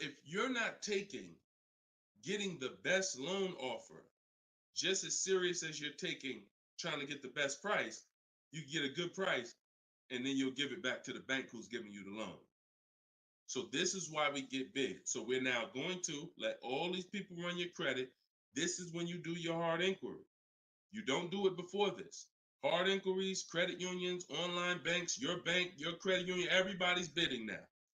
And now what you're going to do, once you take the best offer from that round, that's round 2, that's when you're going to call the dealer and you're going to tell them what that best offer is and see if they can beat it. Because the dealership has another 7 to 10 to 12 banks that they're going to be competing to try to get your business. So this is the bank bidding war. So when I created this product, and if you do this right, as I said, what I know you were taught, who was taught, be honest, we're live right now. This is our Thursday, 12 p.m. live. Who was taught, don't let people run your credit. When you have multiple inquiries, it lowers your credit score. Who was taught that? Type me if you were taught that. Don't let these banks, don't let people run your credit. You can't have all these people doing hard inquiries or they're going, it's going to jack your credit score up. All right, look, that right was taught. Okay, look, Lisa, I see you. Hold on, let me go to Instagram so I can see our Instagram comments over here. I always got to go to Instagram Live. Okay, Diana from Facebook, I see you. Hold on, let's get Instagram in the building. Give me a second. All right, Marinette. All right, Marinette. Okay, I see you. D, I don't even want to try to pronounce your name, but I see you on Instagram. So it's partially true and it's partially wrong. You have to do it the way I just laid out for you. That's called the bank bidding war. And if you want to prove this for yourself, you can simply type in rate shopping online and you'll see this is how the credit union, this is how the credit bureaus allow you to rate shop. So they'll give you 14 to 45 days to do it. If you do it like I just told you, it'll only take 2 days. 2 days. One day you're doing all your stuff at home. We're getting all our lenders at home to bid. The next day, we're getting the dealers to get their lenders to bid. And then we're making a decision on who got the best offer. So don't ask yourself. I never want you asking yourself. I never ask myself, did I get the best deal? That's a question of disempowerment. That's a question of weakness. We don't want that. What you should be saying is, following this process, I guarantee I got the best deal because I got offers from all these banks. I can't get offers from 15, 20 banks and not guarantee I got the best rate. The way you shop, or you've been taught to shop or programmed to shop, you're only getting offers from one bank, or you're just letting the dealer do it all for you. That's where your buyer's remorse comes from. That's where your skepticism about, did I really get the best rate, come from. So we won't know what the best rate is until we get all the bids. And that's how we do it. So everything that I'm teaching y'all is part of what's in my book, rated 4.9 on Goodreads. It's called Cars from Home, 7 Steps to Saving Time, Money, and Avoiding Dealers. You could keep typing your questions because Dolan's going to pull the next question and you can put it up on the screen now, Dolan. Put the next question up. But all of you can get your copy for 75% off as long as you get to my website before the 30 minutes expires. This is a welcome offer. Normal price of the book is $97, and it's worth every penny. It's worth actually thousands. But special welcome offer, you get it for 75% off in my TikTok bio, in my Instagram bio, or in the comment section on YouTube or Facebook. Okay, this is Monty from YouTube. She said, my mother's looking to start a new lease soon, but she only drives 5,000 a year. What's the best option? Low mileage lease if she's not keeping the car. So if she's not keeping the car, Monty, watch this. I run this scenario a lot, and I want y'all to, because some of you, you were taught never to lease. If you stick around this channel long enough, you'll see probably within minutes that that's some of the worst advice that you've ever listened to. If you don't keep your cars 8 years, so we'll talk about that. And we show examples. It's not even up for debate. People who try to debate it, they're emotional and they're tied to old advice. So once you have decided you're leasing, which means I'm not keeping my car 8 years, I want to avoid that depreciation, then I need to be shopping for aggressive lease deals, because it's the short term. Again, this is another unseen expense, depreciation. This is why, look, when you buy your car today, you buy a $40,000 car today, you try to take that car back to the dealership a month later, what's it worth? You try to take, you buy a car today for $40,000. You try to take that car back to the dealer a month later. Is it worth $40,000? Right? No. A month. You might have even not you might have not even driven it. But that's the way depreciation works. You don't have to drive the car. In fact, here's another scenario. You could park the car outside your house for a year. You buy it for $40,000, park it right outside your house, don't even touch it. Just start it every now and then to keep the engine running. You come back a year later, that car is not worth $40,000. It's worth probably $32,000. Dang, how did I lose that much value and I didn't even drive it 1 mile? Depreciation. That's called the unseen expense. So whenever you hear me talk about the unseen expense, it's depreciation. So your job is to find the strategies, which is what I teach, to make sure you avoid the depreciation hit. So if you buy a car, Monty, even if she doesn't drive it, even if she only drives it 5,000 per year, 5,000 miles a year, like you're saying, she's losing value. And what she's doing when she replaces the car is she's hoping she could get some of that value back that she lost. It really never happens. Who understands that when you go to trade your car in, you never get what you really thought you were going to get for the car, right? Now I'm going to ask you a question. Everyone who has a car outside that's 10 years old or more, 10 years old or more, type me in the comments. Matter of fact, let me know how many years you've had the car. That's a better one. Type how many years you've had the car. And for those of you who just came to the show, this is our Thursday, 12 p.m. live show. We're actually live right now. This isn't a rebroadcast, although we do rebroadcast these shows throughout the day, all day, so that you can actually catch up, watch the replay. But this is our time. We're live Monday, Tuesday, Thursday, and Friday, 12 p.m. and 3 p.m. Make sure you're here. If you want to engage with us, make sure you're here. If you want to tell your friends, this is the time to be here. Okay. So we got people 11 years. Can Skin on Instagram, 11 years, 13 years. Jessica on YouTube, I see you. 6-year Jeep Wrangler. Well, I wanted to hear from people who are longer. 2018 Sakia. So, all right, 15 Tahoe. Okay, I'm talking about the people who've had a car 10 years or more. One thing about you that listen, are y'all worried about how much you're really going to get for that car? Are you overly worried about it? Most of you are going to say, no, not really. It's worth a couple thousand, but you've used most of the value. You understand that? Look, Big Meek said I got 08 4Runner on TikTok. So we understand when you have kept your car long term, I'm not concerned with resale value much, because my whole goal with having this car was to use up most of the value. So that's what you do if you're a buyer. If you're not going to get to this level, this is what I'm telling you. that you are now losing because the depreciation of your car is the highest in the first 5-6 years. So in order for you to win, you have to keep that car, what I call the 8-year rule. 8 years, that's when the depreciation starts to level out, where you're not losing value like this.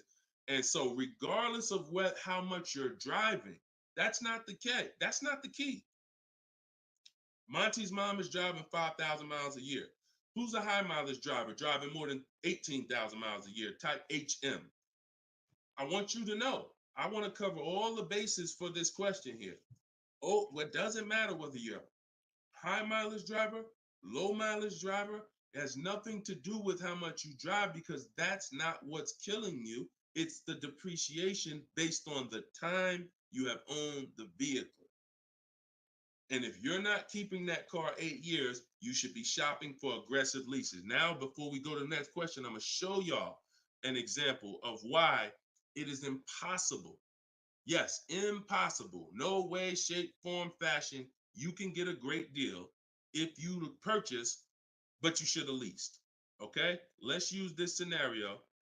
Let's use Frina.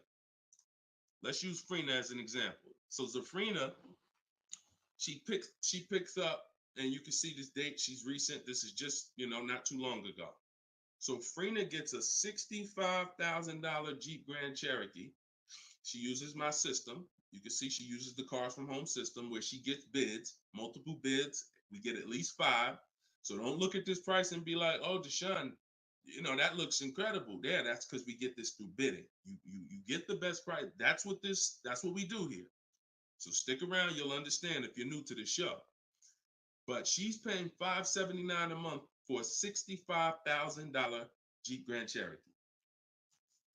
Just so we can, let me level this out for y'all. If she pulls up to someone who decided to purchase because they didn't understand leasing, or they was taught never lease, so they're gonna go in, they want that same truck as her. Let's just assume they got a ridiculous, how much is a great discount on this Jeep? I want to use your numbers.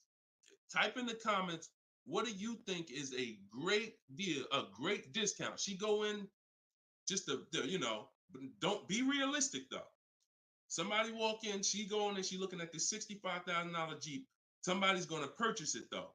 What would be, because I want to show y'all that even at the best discount that you could name, realistic though, you're still going to lose if you purchase compared to somebody who leased. Go ahead. Throw some numbers out. What's a big discount? Okay, look. All right. I'm going to make up a number because it's like, okay, 600. No, not a payment. Not a payment. I'm talking about, okay. Aux the Pro said 20%.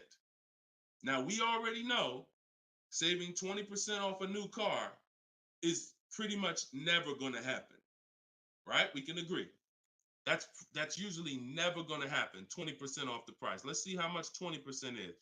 So 10% would be $6,500. 20% would be $13,000. So let's say they knock $13,000, an impossible discount. Somehow we do something never been done before. They end up getting this car for $53,000. $53,000. Every $5,000 on a loan is how much per month, y'all? Some of you know, some of you seen my videos, some of you been on the show before. Every $5,000 on a loan is about how much per month? $100. Exactly. So let's do this math now.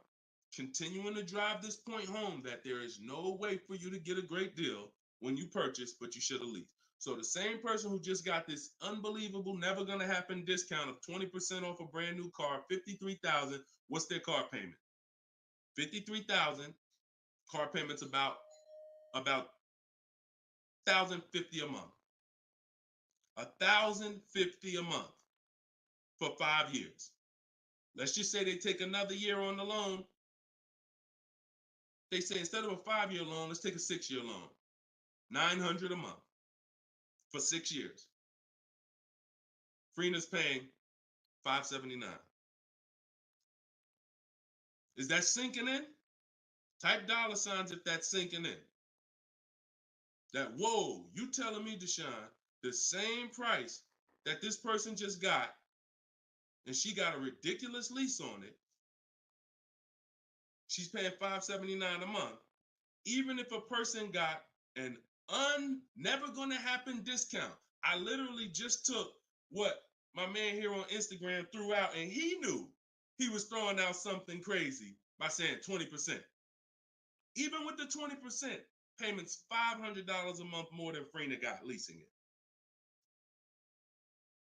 Now let's do one more scenario here. One more. See, all of this is what I'm teaching. This is in my book. This is why the book is 4.9. Goodreads.com. Thank you to everybody who's reviewed the book, Cars from Home, 7 Steps to Saving Time, Money, and Avoiding Dealerships. One more scenario. Let's throw a used car in here. So we already looked at Freener's deal, brand new, great lease.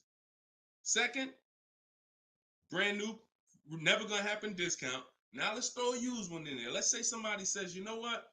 I'm looking for a hold on, I want to put that back up, Dolan.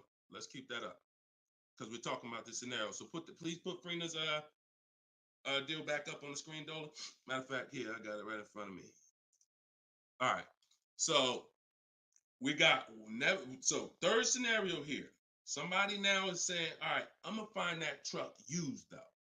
So instead of 65, good price on a used one. Let's say we find one that's like 40% off, 3 years old. Again, I'm using extremes to show y'all. So some of you are like, Deshone, if you're using extremes and it's this different, dang, I've been overpaying by not understanding leasing. Yep. I wish I had Dave Ramsey here. I wish we could get Dave Ramsey on the show.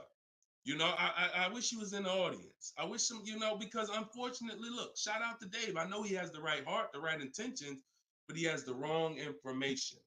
He's what I call confidently incorrect. That means dangerous. You're dangerous. When you're confident and incorrect, you're dangerous to yourself and others. So now, used car, somebody gets this car, they knock 40% off the price, and they get one for like $40,000, $65,000 truck. I got one 3 years old. I paid $40 for it. Every $5,000 we just said is about $100 a month. 40 payments, $800. You take a 6-year loan, payments $725. On a used one, we're no longer even talking apples to apples with the vehicle. On a used one, $579 Freener's paying, $725 for a 6-year loan on a used one, 3 years old, 1 year on the warranty left. Then you're on your own. $1,000 a month to buy a brand new one. See, son, you getting mad yet? Are you getting mad yet at the people who taught you not to lease? Now, who should be? Because some of you, if you just tuned in, you might be thinking, oh, Deshone, so should I only lease? No. If you are not keeping your cars 8 years, then you should only lease. Because when you buy, if you keep the car long enough, you can win. Because you're going to pay double what Freener's paying if you buy a brand new one. You're going to pay more on a used one, but eventually you pay off the car, you keep it 8, 10, 12 years. The longer you keep it, you can catch up. You're still not going to, you get what I'm saying? Because Freener's always going to have a payment. If she keeps leasing, she's always going to have a payment. But if you keep buying your cars, trading them in 5 years, trading them in 6 years, trading them in 4 years, you are no way, shape, or form even close to this. You're thousands and thousands of dollars away. There's thousands of dollars more every year coming out of your bank account than someone who understands leasing. Yeah. Tell your parents, tell your cousins, tell your brothers, tell your spouse. This is what I've been ranting about for years, trying to get you to understand. That's why I say there's no way to get a great deal if you don't understand. If your deal's on the wrong foundation, no way to get a great deal. It's impossible, no matter how much you save on the car. Okay? So yeah, we go deep on that today. Good. I'm happy we got a chance to go deep. All right. I see a lot of people typing $signs. You understand. All right, Dolan, shoot the next question up. Skinner, I see you on YouTube, man. It's real. It's real. This is what we do, man. I'm glad we gotta look. I'm the bad news first person, so don't think I gotta share the bad news first, and then but I'm also giving you the olive branch to like you can change this. You can start doing things different. You can start shopping different. You can learn how to make these people big. So go ahead, shoot the next question up, Dolan. Let's keep them coming. We're Thursday. We're live right now, y'all. So if you just jumped on the show, this is our live 12 p.m. show. Type your questions, and can y'all tap the screen on TikTok? Can we shoot those likes up? Can we? If you're gonna spend time with us and you're getting value out of what we're doing, I need everybody who's getting value hit the like button and start tapping the screen if you're on TikTok just to show that. Run those likes up. All right, I see it. See y'all lighting it up already. All right, Facebook, James. I'm an old school guy that was told not to let anyone run my credit. I'm not even sure how to download your book. Maybe you could walk us old timers through the process of downloading it.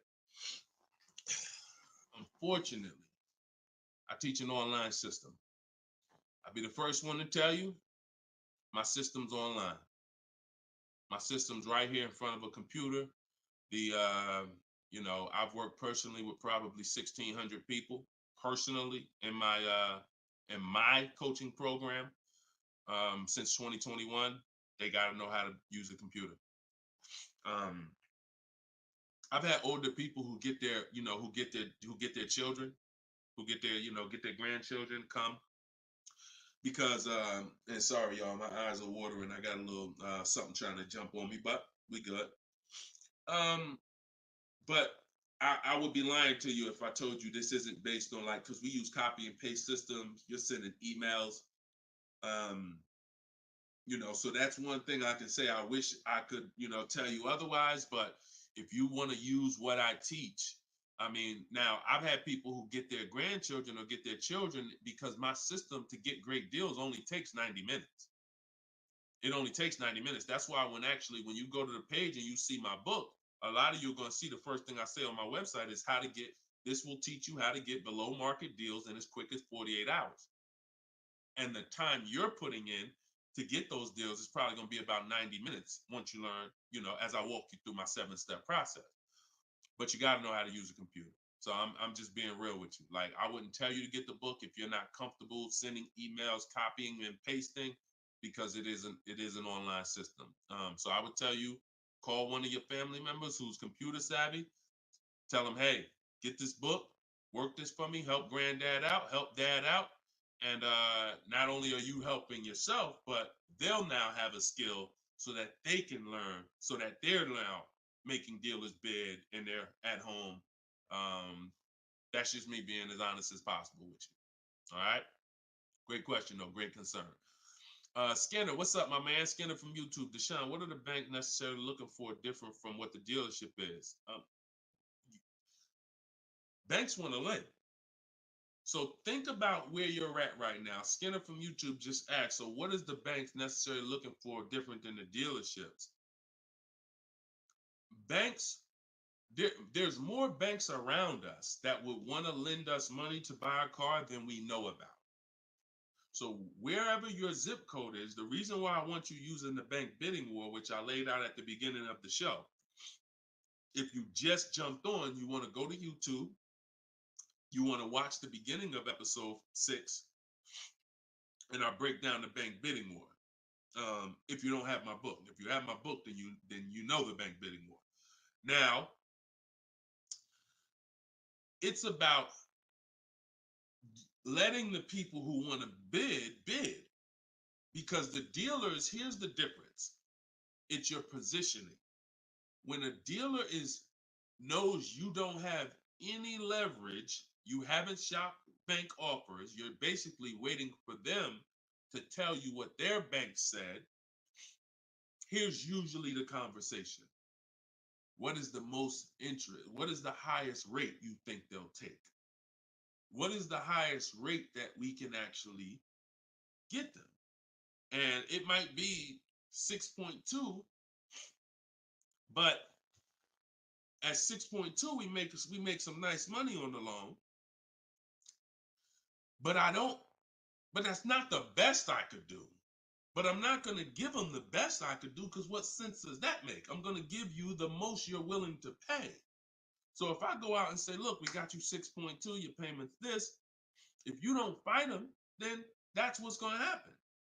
But when you have offers, now what you're doing is calling them and saying, look, I got 5.79 from my credit union, or 5.79 from this online bank. If you could beat it, then I'll give you the business. Not only does this make for a good relationship because you're giving them the opportunity versus saying, oh, I'm not letting you get the opportunity. This person has 7, 10 banks. You give them an opportunity, and this is how you guarantee the best rate. So it's not about they're looking for anything different. It's about positioning yourself so that the dealer is now trying to beat the rate you got versus what I just laid out 60 seconds ago when you don't have a rate in the conversation they're having. Leverage. Leverage. All right, that's the difference. One gives you major leverage to guarantee you're getting the best offer. One, you have no leverage, and so there's no guarantee. And you'll always drive wondering, man, could I have gotten a lower interest rate? That'll always be in the back of your mind. So we want to eliminate that. All right, great question, Skinner. Go ahead, Dolan. Next one. I don't see too many questions coming in on Instagram. Instagram, where y'all at with your questions today? We getting questions from TikTok. I see a lot of them. Let's go. Oh, there's one. Okay, Body by Michelle. When buying a luxury car with cash, when should I let the salesperson know? Okay. The process of what we teach doesn't change doesn't matter what you're buying. We've had people get Maseratis, get high performance BMWs. I know this works because bidding just works. So first thing you have to do, Michelle, is realize I need to get at least 5 offers, because we're so concerned with how we're going to pay for the car that we're not thinking about which dealer is going to sell us the car for the lowest amount. Now, some of you may have been taught every dealer has the same price. I got this clue when people started saying things like Nissan doesn't have good deals.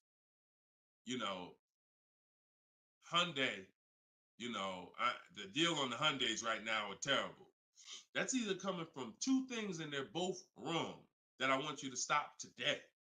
Looking at advertisements, commercials, because some people say, Deshone, I look at that, the commercial says that, I got to put down $4,000 if I want to lease that vehicle. That's an advertisement. It's not a deal. It's a custom thing they put together that they want to present to the public. It's not a deal. When you look at what I just showed you with Frina, when you look at Danielle's lease on her Audi A3. She's paying $550 a month, $44,000 Audi A3. She only put her first look. This is her words. Due to circumstances out of my control, I had to lease something quickly. So my program, I told you, as quick as 48 hours, you can get below market deals. This doesn't take days and days and weeks. I took the course last weekend, did all my emailing back and forth because she's in my video program. So I do have my book, and then I have that same book in a video program. You pick. Now, finalized the deal on Sunday, was finally able to pick it up. This is the details. $550 a month, first payment down. Included maintenance, gap insurance, all fees, taxes, registration, 12,000 miles per year. MSRP was $44,000. If we saw a commercial, or if we went on Audi's website right now, that is not what they're advertising for that car's lease. They're probably advertising $479 a month with $3,700 due at signing, plus tax and fees, which would end up, if you wanted to get to this payment, you probably need $5-6 grand up front. That, I'm telling you, stop looking at commercials. Those are not deals. We don't look at commercials to dictate what the deal's going to be. Nothing that I'm ever going to show y'all that people are getting learning from me is ever going to match a commercial. Second thing that people might be looking at when it comes to what they deem they can get for a car is going into one dealer. That's it. Going to one dealer. What's the price? Oh, wow, that seems high. That's higher than I thought it was going to be. And leaving saying, oh, man, Nissan don't got no good deals this month. No, that Nissan dealer doesn't have good deals. And again, you have no leverage. So the first thing I want you to think about, Michelle, is changing the way you shop so that you can forget about how you're going to pay for the vehicle. First paramount thing is to make sure that I'm getting 5 offers, because we've done the statistics. I got people all around the country shopping that report to me. 80% of dealers are overpriced. I'm telling you numbers that I don't want you to ever forget. 80%. That means out of 100 dealers, 80 are overpriced. 20 are the great prices. So you're not going to walk into a dealer and get a great price, because you have more of a shot of walking into an 80% dealer than you do a 20%. So you stay at home. You could do it my way, which is in my book, totally online. You use my scripts, use my templates, they're copy and paste. Or if you want to do it your way, you can call around and get several quotes. But you need to get at least 5, because you're going to be amazed how different the quotes are. One dealer's charging $550, another dealer's charging this, another dealer's charging this. Hey, that's a $5,000 difference. That's the way it should be. That's the way it should be. Okay? So that's what you focus on, Michelle. Forget it. If you're going to pay cash, keep that in the background. People walk into a dealership all the time. You see it on internet. They make videos about it. Oh, I'm walking in, man, about to get this Lamborghini. Yeah, I want that black one right there. Boom. All right, write him up. Let's get him out of here as fast as possible before he realizes what he needs to ask. Okay, and he don't want to look like he's negotiating. You're going to overpay all the time. People celebrate the cars, but they overpaying for them. So don't focus on how I'm getting the car. Focus on, let me get these offers so I can make sure I get the best price. Once I get the best price, here's the cash. Okay? Great question. Shoot the next one up, Dolan. We're live, y'all. This is our Thursday, 12 p.m. show. We'll be live for about an hour. So we're going to try to get through as many questions as possible, but I don't like to give short answers. And for those of you who like Deshone, I want all the answers in one spot. That's in my new book. It's a digital book. It's called Cars from Home, 7 Steps to Saving Time, Money, and Avoiding Dealers. And you can get yours, have everything I teach in one spot. If you get the 75% off price, it's $24. It'll be in your inbox in 5 minutes. You can get it in my TikTok bio. You can get it in my Instagram bio, or on Facebook, YouTube. We got a link in the comment section for you that you can get your copy at 75% off. But it's only for 30 minutes. Once the timer expires, it does go back up to the $97 price. Okay, YouTube, Hanako. Sorry, hold on. Eyes water, I'm sorry. All right, YouTube, Hanako. What if you guess incorrectly on what your yearly mileage will be for a lease? Can you renegotiate your lease if you will go over the mileage? So some brands will let you buy mileage before the lease ends. So you can buy them, but I think BMW has it where you can buy the mileage for like 15 cents, but you can't be within like the last 3 months or last 6 months, something like that.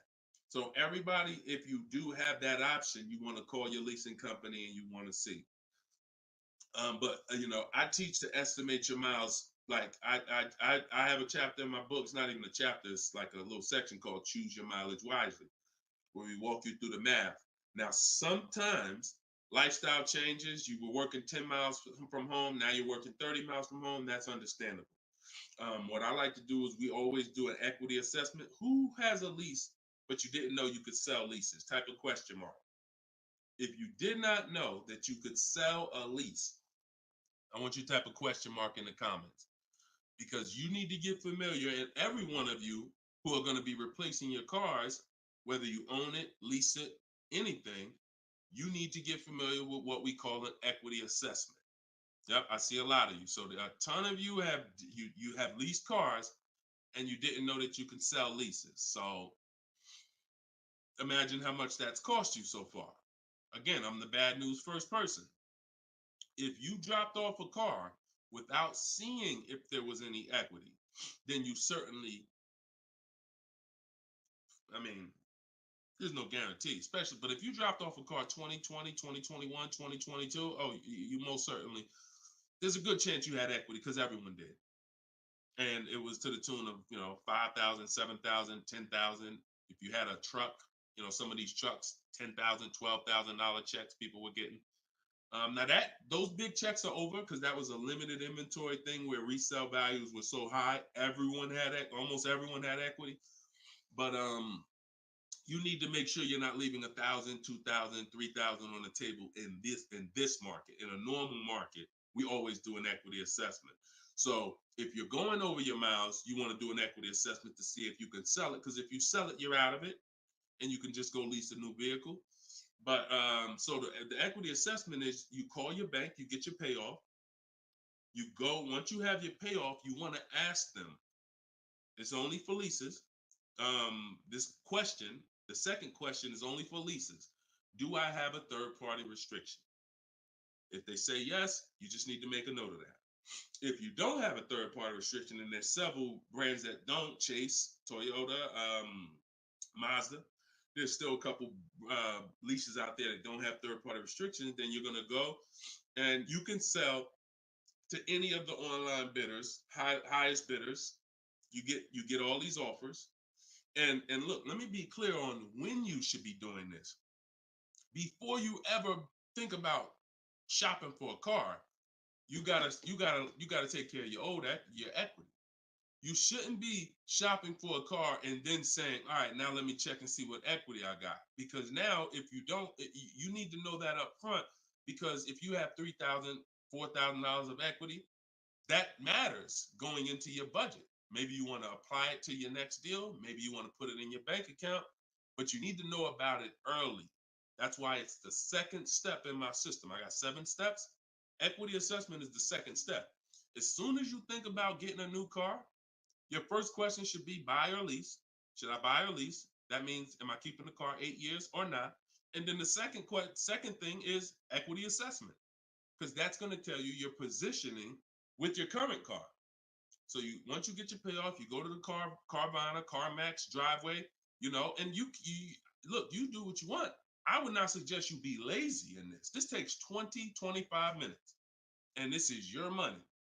So you go to those websites, CarMax, Carvana, Driveway, Kelly's Blue Book Instant Cash Offer, hold on, AutoNation Sell My Car, and Car Google Sell My Car. 6 offers. 6 cash offers, and that's going to tell you your equity position. That's once you know that, because some of you are going to do that and find out you got negative equity. Now you have to plan accordingly. Some of you are going to do that and find out you got 4,000 of equity. Now you got to plan accordingly. Some of you in leases are going to do that and find out you have no equity, in which case, okay, I just need to wait until my lease is up. I can't get out early. But so the equity assessment tells you how you can move to the next step. Okay? So that's what you focus on. That's what you focus on at this particular step. Okay? Go ahead, shoot the next question up, Dolan. All right, we're getting a lot more. I'm gonna try to get through. I'm gonna try to go faster, but go ahead, shoot the next one up, Dolan. This one's Instagram. That's my man that I said I didn't want to butcher your name. Might even be a woman, so I'm not even gonna try to pronounce the name, but my lease is up in 6 months. I would like to lease again. Is my current lease going to hurt me when trading it in? Equity assessment. I'm glad you asked that. Equity assessment. That's the game. That's the game. See, those are the questions that gets answered with the equity assessment. Is my lease going to hurt me or help me? Do the equity assessment, and you'll know. Now, if you have a third party restriction, then we can't sell direct to these online buyers. We have to sell to a local car dealer of the same brand. So I have a script in my book where I walk you through talking to used car managers so that you can actually sell your car locally to them. You're selling a 2 or 3 year old car, usually good mileage for most. We need to sell that car to a local used car dealer, but we are still getting bids. We're not walking in. This is what a lot of people did. You may have did it. Man, I got a third party restriction. I'm gonna just walk into the dealer. hey, yeah, look, I know I got equity.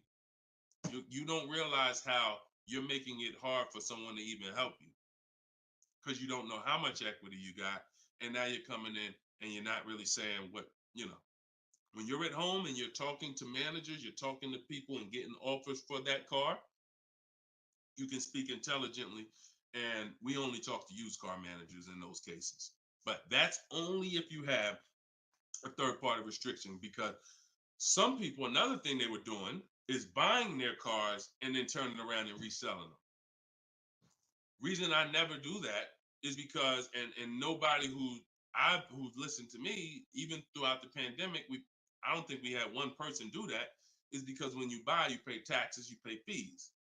So yeah, if I had 5,000 in equity and then I buy the car and resell it and then I pay 4,000 in taxes and fees, by the time the title gets to me and all of that, I might break even.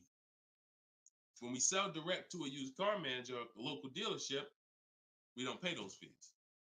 So although they might not pay, they're not going to pay as much as CarMax, Driveway, and any of these online bidders, we still get offers from them because we don't have to. They're not going to pay those fees. We're not. Those fees aren't going to come out of our profit. Okay. Equity assessment. Again, D. I'm gonna just call you D. Go ahead. Next question, Dolan. Exactly. Exactly. Auto advisor. Equity assessment. How'd you come up with the auto advisor? That's so funny. I'm just not used to seeing, I'm not used to seeing anything that says the auto advisor unless it's there's a lot of Deshone the Auto Advisor accounts going around inboxing people to buy crypto. I don't do anything but car education. So if it ain't about Cars from Home, my book, if it ain't about Cars from Home, my video library, it ain't about my coaching program, then it is not me. Stephanie from TikTok. So you can ask any lender, even if they don't work with them directly at the dealership? Absolutely. These people lend money. They don't care about selling you a car. People that lend money want to give you a loan. Good question. Absolutely. Go ahead. Shoot the next one up, Dola. All right. Everybody getting value out of the show so far? Type dollar signs. Let me see the dollar signs. If you're enjoying and you're getting value out of this show, by the way, for those of you who just came, this is live. This is our Thursday live show. We rebroadcast these shows throughout the day, so that everyone can rewatch them. So you might see a rebroadcast, but Monday, Tuesday, Thursday, and Friday, 12 p.m. and 3 p.m. is when we're actually live. So when your coworkers, your family is talking about car shop, you want them here 12 p.m., 3 p.m. We're actually live Monday, Tuesday, Thursday, and Friday, Eastern time. All right. This one's from Instagram. How do you get a great lease deal? Bids. It's the only way. Because all right, so I'm gonna give you an example of how not getting bids will actually deceive you, and you could possibly think you got a great lease deal. So this is Charles. He got a Palisade. Palisade is probably one of the top 5. Definitely throughout the pandemic, it was probably top 5 most popular, SUVs. People were overpaying, and I don't want to, I don't, you might have one. And unfortunately, a lot of people overpaid for these, and they're still overpaying for them. So he reached out to 3,500 dealers. Now he used my system. So this probably took him about 25 minutes. I have something in my book. My strategy is called the 25 to 5. What that is we're connecting with 25 dealers online. And our goal is to get 5 offers. Because if you want to show earlier, I told you 80% of dealers are overpriced. So we're going to get 5 offers, and they're going to be about $150 to $200 apart minimum. Your best offer when you get bids is going to be about $150 per month to $200 a month cheaper. Now, if you're purchasing, hold on.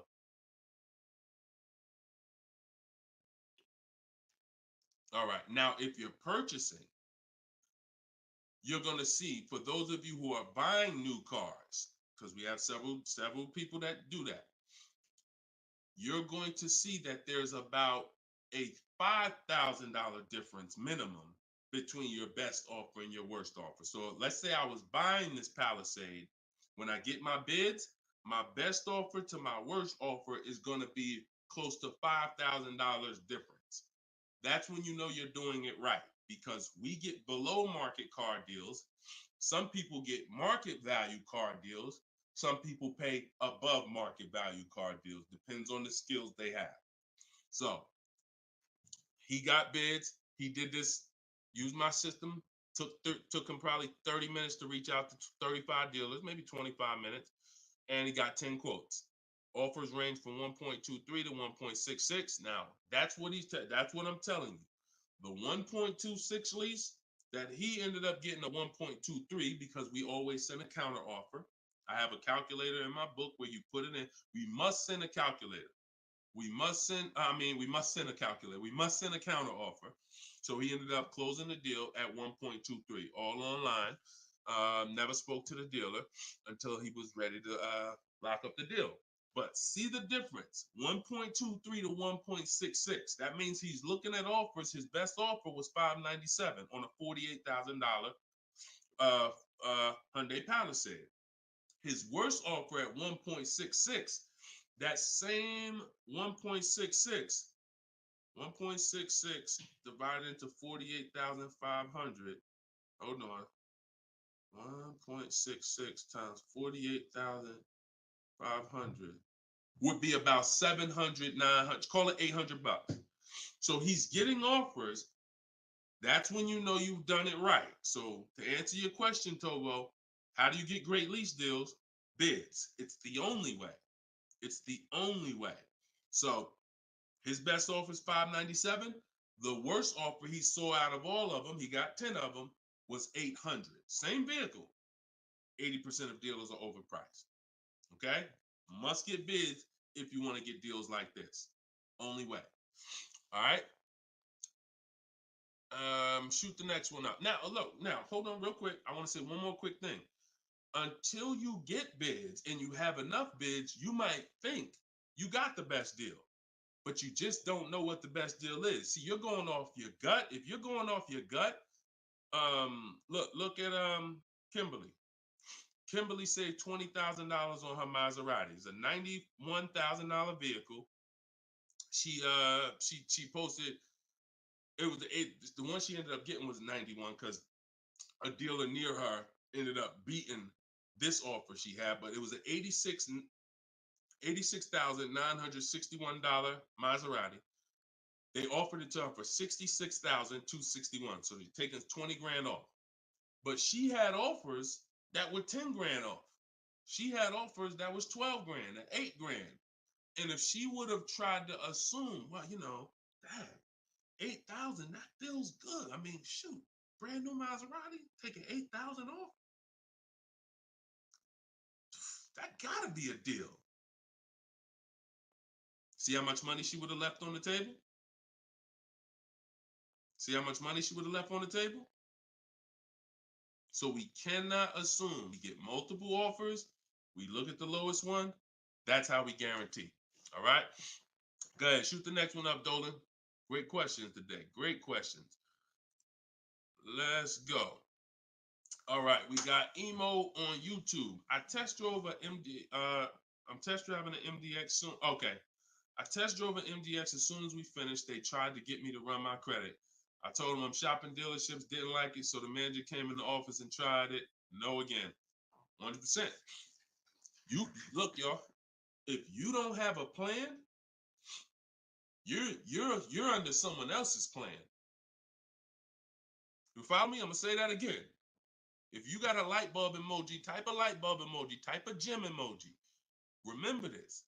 If anytime you don't have a plan, you will be subject to someone who has a plan.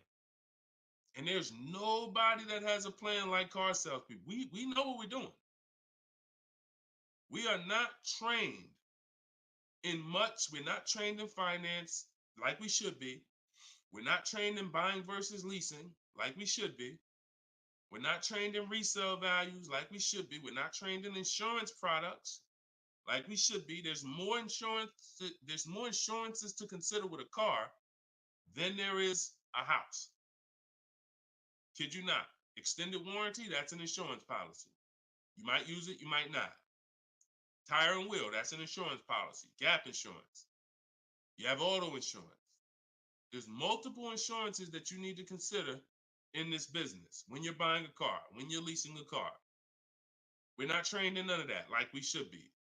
But what we are trained in is how to make sure we have enough information to sell you what we want to sell you. And so if you don't have, and the least, the people with the least integrity, they are certainly going to try to pin you down with the credit check.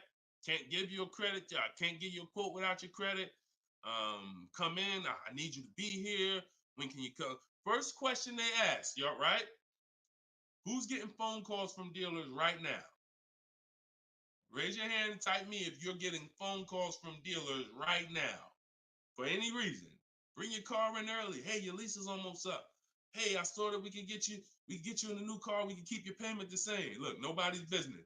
If you're getting phone calls from dealers right now, type me in the comment. Look, Skinner said they blowing me up. So understand the reason why they're doing that is because they want to pin you down. It's just come on in. When can you come in? When I can come in, I get you to talk. Numbers in here, it means you're pinned down. You cannot do this. You're losing all your leverage.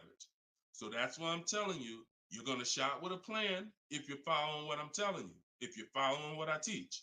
Some of you have my book already. Shout out to those who have my book. We're rated 4.9 on Goodreads.com. Appreciate everybody who's reviewed the book. You can get yours for 75% off. It's normally $97, but in my TikTok bio, 30 minutes only, you can get it for 75% off. Instagram bio is $24 if you get the deal in the comment section. But you must have a plan because they have a plan and you don't know who you're dealing with. So that's all I can tell you. But I'm glad you stuck to the guns. Even under the pressure, you didn't let them run your credit. You stuck to the guns. Way to go. All right, go ahead, Dolan. This one's from TikTok. Better to buy used or new? Planning to keep longer than 8 years. Thank you for all that information. Letting me know you understand the 8-year rule. I appreciate you. That's a matter of, okay, so if I'm buying to keep more than 8 years, right? Only question between new or used is a question of budget. Can you get everything you want and need in a new car for your budget? Once you get all your bids, can you get all those bids? Is the best bid that's going to win your business on a new car in your budget comfortably, then get a new car. But now some of you can't afford a new car that covers all your needs. Needs are the most important thing you need to think about. You need to know the difference between wants and needs. Needs is, I got 3 children, I need a third row. Need is, I drive on the highway a lot. I need a car that has good acceleration. That's needs. Needs are things where if you don't get them, you're not going to like the car, you're going to trade it in because it's not doing the basic things you need it to do. That's needs. Wants is, I like to have the sunroof. I don't need it though. But if I can get it in my budget, I'll take it. I like to have this. I like to have that. These are wants. You got to know the difference. Unless your budget can buy everything. But if you can't get everything you want and need in a new car for your budget, then we go used. But if you get everything you want, there's plenty of people who are like, you know what, Deshone, I am a long-term person. I'm keeping more than 8 years. I could afford both. I only get a car every, only once a decade. I want to get a new one. That's fine. And some of you are like, you know what? I really want to go with even more value. So I'm gonna look to get a pre-owned one, not 30% off the price, 20% off the price, 40% off the price. That's fine too. There's no right or wrong there. Just go through it and pick the one that works for you. Great question. Okay. And now I have while you putting the next question up, Dolan, my process for shopping for new cars and leases is totally different than the process we teach on shopping for used cars. It's entirely different. One is called the 25 to 5, where we're reaching out to 25 dealers online, connecting with them, looking to get 5 offers. The other one is the multiple marketplace strategy, where we're on all the online marketplaces where used cars are, and we're narrowing down. We're looking at the used car market, the low prices. We're turning on alerts on our phone so we get notified whenever there's a new car that pops up. Totally different process. Both are online, But with a used car, we cannot do 100% of our transaction online. Sometimes with new cars, we've had people who never left their house. They just went to test drive the car and everything was done online and the dealer delivered the car to them. That's fine because it's a new car. No one drove it. With a used car, we must test drive. So we can only do about 90% of our process with used cars online. 10% has to be in the dealer. Okay. Miss Dollface on Instagram. When is the best time of the month to purchase a car? There is no best time. And I'm gonna tell you why. I know you pal. What's the time that you've been taught? I want to hear from you. Like, go to your keyboard right now. What is the time that you've been taught is best during the month to buy a car? And we got a bunch of people on here, a bunch of different people. Tell me the time that you've been taught is the best time to buy. And then I'm going to tell you why that's not the best time. Right? And I know what everybody's going to say. We all going to say the same thing because we were all taught. Well, now I can't say we because I was in the business. Exactly, HBD, end of the month. Cherie said November. Tothy on Instagram, end of the month. Look, Skinner, around the holidays. So your answer, Skinner, was about the same as Sharice. November, coming into the holidays. Now, I want you to picture any other business because what I'm trying to get you to see is that you are taught, programmed to shop for cars different than you shop for everything else in life. Everything else in life, because if you had a business where every single time at the end of the month, just dozens and dozens of people just came into your store because that's what the marketing did. Are you more, and let's really use some real terms here. Are you more desperate to sell something when the store is packed? Or are you more desperate to sell something when the store is empty? See, I want to tell you a story. If I could get you to continue to keep these stories in mind, it'll answer your questions. Now, obviously, everything's in my book. Some of you have my book and you understand all of this is laid out for you. But even as you're listening, I want you to grasp concepts that you're going to see. Are you more desperate to sell something when the place is exactly, Toothy, when the place is empty? Place is empty. If I got a store and I haven't opened up that register all day long, it's daggone 5 p.m. I haven't seen one customer. I'm desperate. But if the store is packed, man, I ain't thinking, what are we giving deals for? You know what I'm saying? What are we giving deals for? The place is packed. We're not desperate. So the marketing is great. The marketing makes you think, oh, end of the month, we're getting the best deals here. There's clowns up here. They got daggone balloons. They got the guy outside with the arms blowing. They got signs everywhere. This is what the place is a carnival. Why do we need to give away these cars? No. You don't want to be sitting next to somebody and Jim drives off with a car and Jim like, all right, man, have a good one, man. Yeah, you here too, man. We was here the same time. Great. Yeah, man, I'm going. And you sitting there and you going to say no to a deal. Salesman looking at you like, hey, look, do you want it or not? Because, we're real busy. It's people waiting in line. Do you let me know? So it's the pressure. It's the like.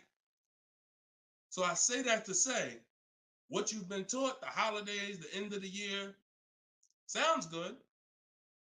But you're much more likely to get a deal when there's no one in the showroom. The 10th of the month, the 2nd of the month, place is dead. And I like to make sure you're positioned. So what I teach is something you need to have 2 dates in mind. 2 dates. Every time you're shopping for a car, I teach you need to know these 2 dates. The as soon as date and the no later than date. The as soon as date is the soonest you can buy a car. Soon as you can buy a car, as soon as date. You're not in the market until your as soon as date is today. Step 5 in my process, my 7-step process is in the market, getting offers. I can buy something today. That's my as soon as date. My no later than date is my deadline. Now you have to know these 2 because the time in between is your leverage. So let's just say my as soon as date is today. I can start looking at offers. But my no later than date, I got 2 months. 2 months. I need to have a car by this time, 2 months from now. That's my deadline. I got all that time in between to say no. I got all that time in between. Now, when I'm contacting dealers, when I'm looking at inventory, I can look at trends. I can see are the prices dropping. I can have alerts on my phone, getting access to the new inventory. This is our process. So some of you are like, Deshone, I need a car in a week. Well, you still have a as soon as date and a no later than date. 3 days, soon as date, no later than, doesn't matter. So you have to know these 2 dates because in between is your leverage, which is why I don't want you emergency shopping unless it's an emergency. Okay? I don't want you emergency shopping. Don't get into the habit, don't stay in the habit of emergency shopping. Oh, I'm going to put it off to the last minute. And then, oh, I got to go into the dealership. Oh, I need a car this week. All of that is working against you. Now, if you can still get, in fact, when you go to my website for my book, you'll see it says below market deals in as quick as 48 hours. But the more time you have, the more time you have to say no. Programs change every month. You see deals change, lease programs change, rebates change. And so when you have inventory changes, so if you're looking for a black or blue car, all these dealers don't have one right now, but they got one coming next month. You can, that's fair game for you because you have time. So these are all the benefits of getting in the market 3 months early and learning how to look at the deals. If there's a great deal now, we jump on it. If there's not, okay, I'll look next month. And that's what I did when I got my mother's lease on her Mazda CX-5. October, I was looking at the deals. I didn't like them. Got all my offers. I said I didn't like them. Now, the great thing is I made contact with all these dealers. So they know. Now I'm following up next month. Hey, just checking in. How's the deals looking for this month? November, didn't like them. 3rd month, December, got the deal I liked. Wrapped it up. So don't always think time is an asset. Time is an asset. Now, if it's an emergency, that's fine. We got to get a below market deal. We only got a week to do it. That's fine. You better have a strategy. But if you have the luxury of time, we use that to our advantage. So I wouldn't say there's a best time of the month to purchase a car. But if you're in the market and you're positioned, here's another thing you're positioned for. Every now and then we come into the dealership. When I was at Mercedes, when I was with General Motors, it happens all the time throughout the year.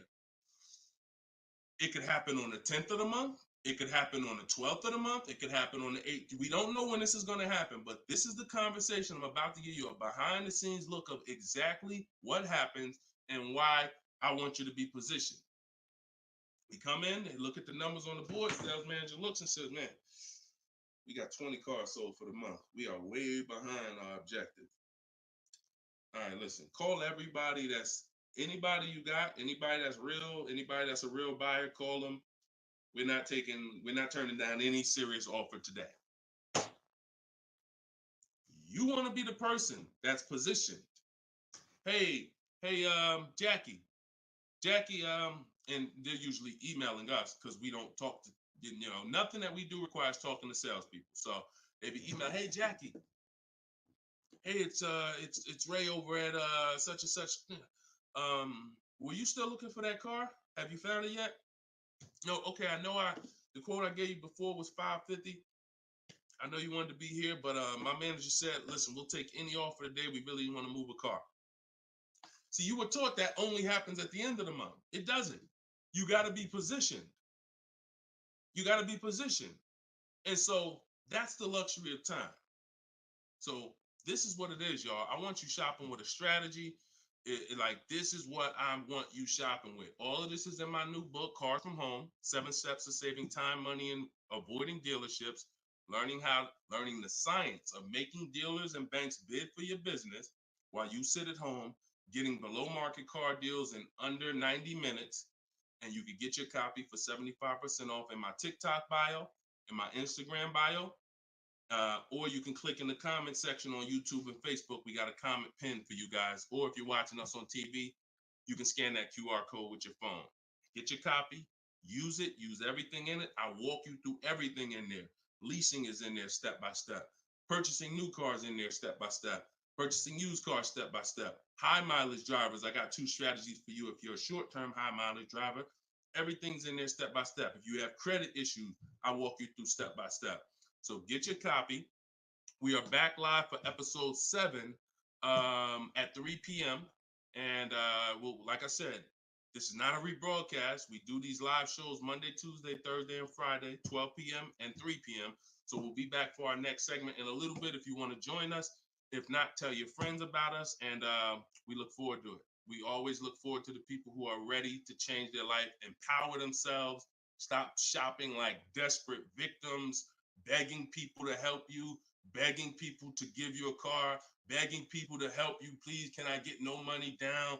Going in with wrong information. Down payments are illegal. All of this stuff that is just totally terrible. It's no other way to put it. It's just terrible. I want y'all shopping different. I want you empowered. I want you in control. I want you leaving a dealership guaranteeing I got the best price. Sending me email, Deshone, look at this deal I just got. I got all these offers. Look at this used car I just got. I got 40% off the brand new price. That's what I want you emailing me. Empowered, and that's what we're going to get to. God bless y'all. I see y'all on the next segment. Shout out to everybody that joined.